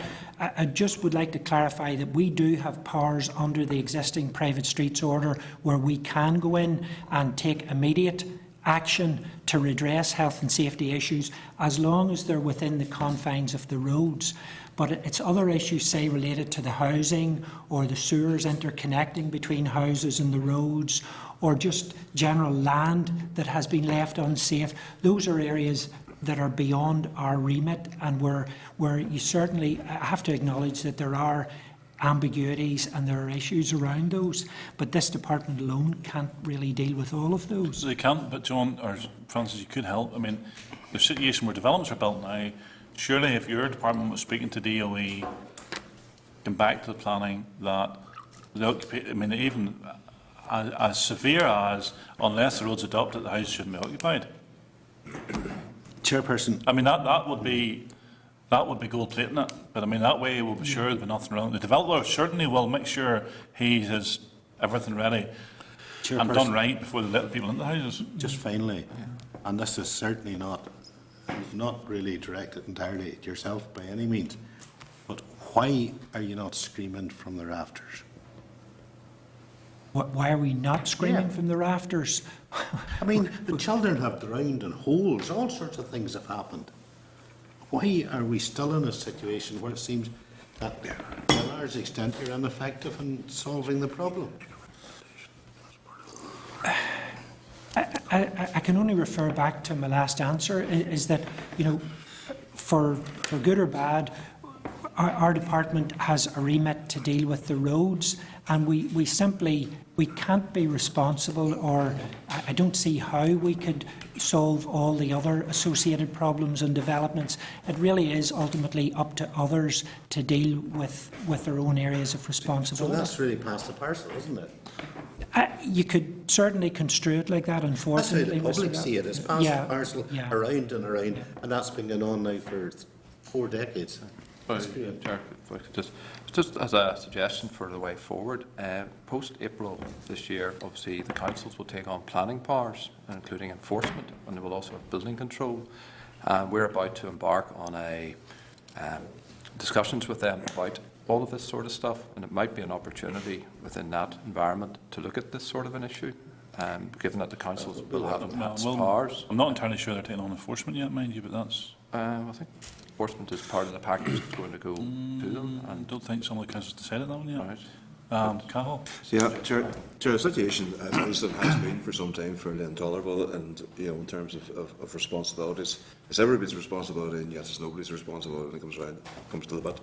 Now, in terms, Francis, I'm just interested in what you're saying about your responsibility for roads, and that does cross to street lighting. Absolutely. That's just what I want to clarify that. But you know, there's situations here, and this is what people were saying to us. If they go into a new development, or not so much anymore, I think, because it's sort of petered out a wee bit, but they go into a new development now, they're not looking at the final surfaces on the thing. They're looking at raised ironwork, they're looking at all sorts of things. They're looking actually at maybe the bin lorry is not even coming in around the development because it's not finished.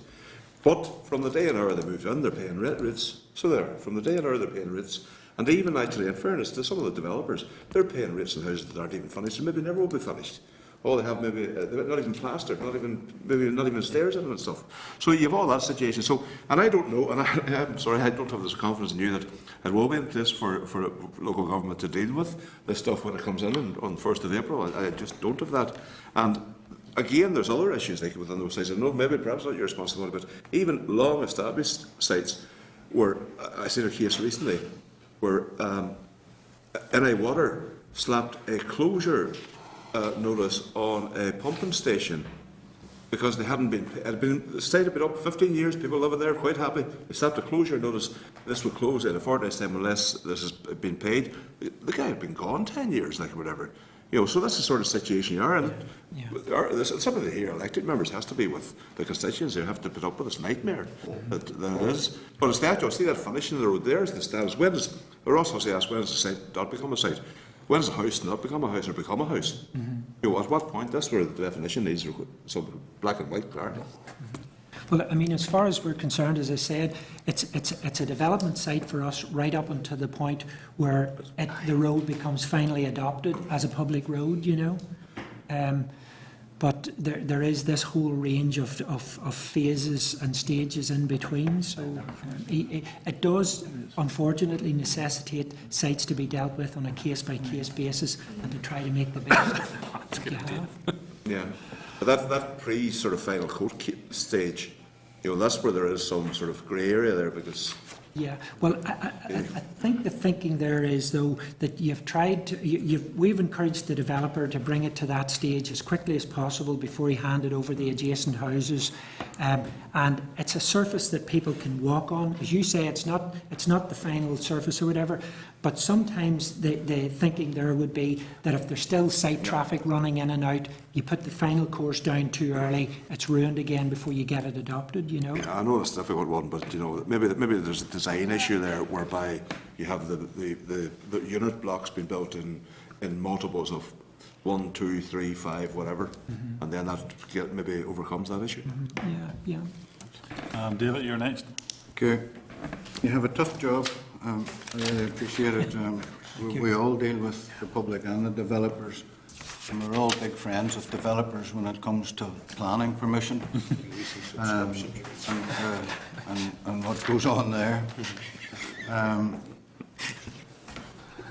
I wonder, Chairman, just on reflection, before I asked a question, is it worthwhile getting maybe one of our researchers to look into the laws of conveyancing and the role of an estate agent in terms of contracts? Because at the end of the day, that's the business. The person wishing to purchase enters into a contract and buys a house. Now, they're not blind and they can see what's going on, but the shortfall for them is when they haven't been in the house and for any reason at all they want to resell it. And you find nearly some of the sites are blighted, and I think that maybe is something that is a big part of this that seems to be missed. The other part of it, for me,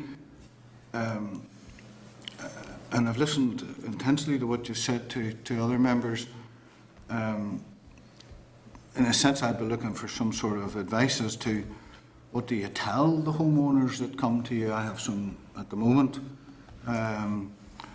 where the builder isn't in trouble, but because of a downturn in sales, he's not going to build anything in the near future, but the road isn't there.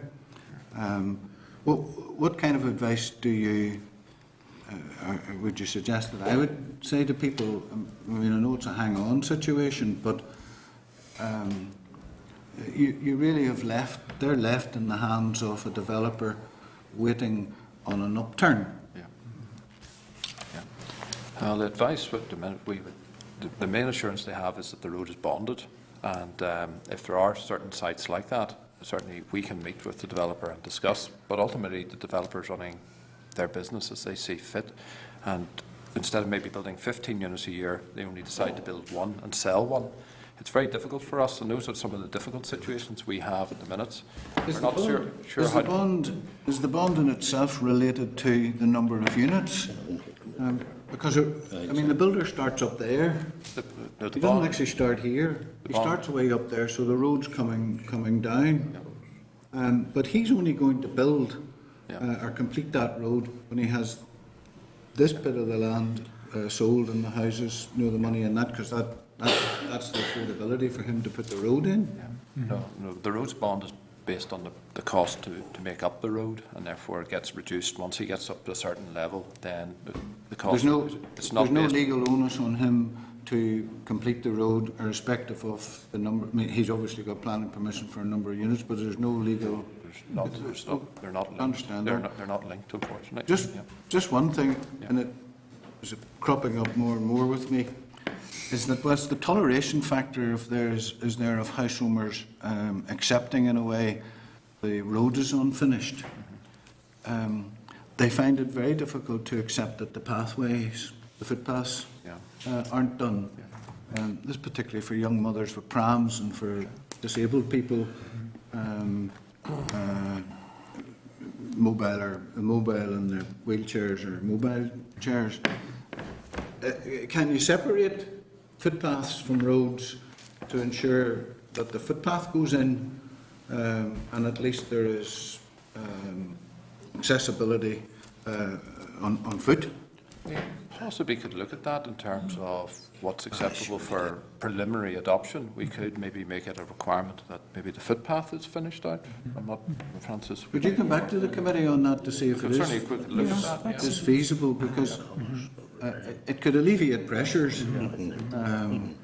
And my understanding is that the curbs and the curbs are going in more or less in conjunction with the road, but if the curbs are in, then the footpaths can go in. Yeah, that seems reasonable. Would that be all right, Chairman? Yeah, thank you. Thank you. Have a look at that, I suppose just to conclude, Graham, once you get legal advice, I think it would be good to have a finished conversation, because we're sort of limited to what we can really ask you in relation to what we really should be asking you, because those answers will hold the key, because get back to even John's point, 38 years has passed. It is past the parcel, but if NILGA see they have no responsibility, HSE have no responsibility, and your legal advice comes back, you have no legal responsibility, then we really need to boil down here who has. Just to conclude, are you content with the three questions that we're asking? I think they do cover it. Yeah, that should cover it. That's fine. Well, once we get something, I'll get back to you. Okay. Thanks. Okay, thank you very much. Just on that issue, have we had, and forgive me if we have and I've forgotten, but have we had discussions with the Federation of Builders on this particular subject? And I wonder, should we, because I'm very supportive of enforcement and the relaxation that there is on bonds and trying to get all that up. But we do have an industry and we do have a need, and we do need houses. And I'd be a bit wary that you would frighten some developers off, and particularly the smaller developers in my constituency who maybe build half a dozen houses or something like that in small hamlets. But we could suggest we wait until we get the response. Oh yes, yeah. First, yeah. We'll wait to get Graham's response for that, and then we can But take that. if we could hang something on the, I don't mean that living, but if we could put something down to the builders and say, look, hang on, you guys need to get your act together a bit here, but also hear their view. Well, I mean, we nearly know what their view will be for quite a lot. Well, we did speak to CEF as part of the inquiry. Yes. But not the Federation of Builders. I just think... But we'll wait to get the response Okay, from happy the enough. Department, and then we'll take it forward. Can I thank you once again and apologise for last time? Thank you very much. Thank you very much. Agenda item number 7, members support the legislation not subject to assembly procedure. Refer members to page 106 in their pack. Can I ask members to note that the proposed Urban Clearways Amendment Order Northern Ireland 2015. Agenda item SL1, the level crossing Collabanky South Order Northern Ireland 2015. Refer members to page 110. Can inform members that the Department have consulted with relevant stakeholders in relation to this. No issues or concerns have been raised. So can I ask members are content with the merits of the policy proposal? Agreed. Okay. Agenda item number 8, any other business. Can inform members that as part of the inquiry into the Coleraine to Londonderry Rail Track Phase 2 project, a stakeholder event and oral evidence session has been provisionally arranged for the 27th and the 28th, and this will take place in Londonderry. Our members, that has been planned for some time, so if you can stick that in your diaries. Can also bring to your attention that the committee have a Twitter account up and running now for those who of you tweet, and it's at COMM_. Rage, Dev. Okay, so maybe Email it to suggest, us. yeah, Email maybe it get to an us. email out, yeah, okay. Date and time of the next meeting. Just before, Sorry, sorry, Declan's first and then. Chair, it's just asked through a request of the committee. Back in October, as a young fella came down my and Joe Ross's way, he was killed in South Belfast. He was a young pedestrian student, you know, and his family are very, very distressed, and they're very anxious that the price barrier that was in place was actually removed the month before he was killed, be reinstated. So it's just highlighted recently in the news, and that, so I think it's something that I've asked in the committee maybe to support them in that way, you know, and I'm aware that the Minister had. Yeah. Well, the committee's content with the right to the department, yeah, okay. Okay. Yeah. Okay, thanks very much. David? I've forgotten why the Minister's appearing in a debate next Tuesday. There's a motion down for next Tuesday, as far as I can remember. The consideration stage of the, obviously, car parking. Any discussion on that? Are you leading that? Well, So not asking you, the chairman, is he leading it? well, maybe if I could,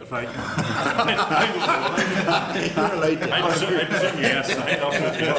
Can I just maybe clarify? It is dependent on whether there are any amendments put down in respect of the off-street car parking. If there are no amendments put down, then it just Nodded. is nodded into the next stage. Idea. Okay. Okay, but are we expecting the Minister to take on board the civility in which we've handled not putting amendments? If there are no amendments, the Minister won't even speak in respect of it. It's just put through on the nod. Okay. Is this further consideration? The consideration stage. So do we wait till that, or do we wait on Monday morning on BBC? And now, you tell us. No doubt, we'll hear your false tones. Would be better. No, the Minister usually discloses these things on the BBC. That's right, that's true. Yeah, so there is a later opportunity. Just remind members, next Wednesday is at 9:30 in Ballycreek Primary School. I suggest maybe that the clerk will get a wee map, because it's actually through a... Where is this chairperson? I'll get them to send you a wee map in Antrim. Yeah. Antrim? Yeah. We'll get the map on Where order. is that? I'm not sure. Have you seen the weather forecast for next week? No. It's on the Main's closed. This is the Northern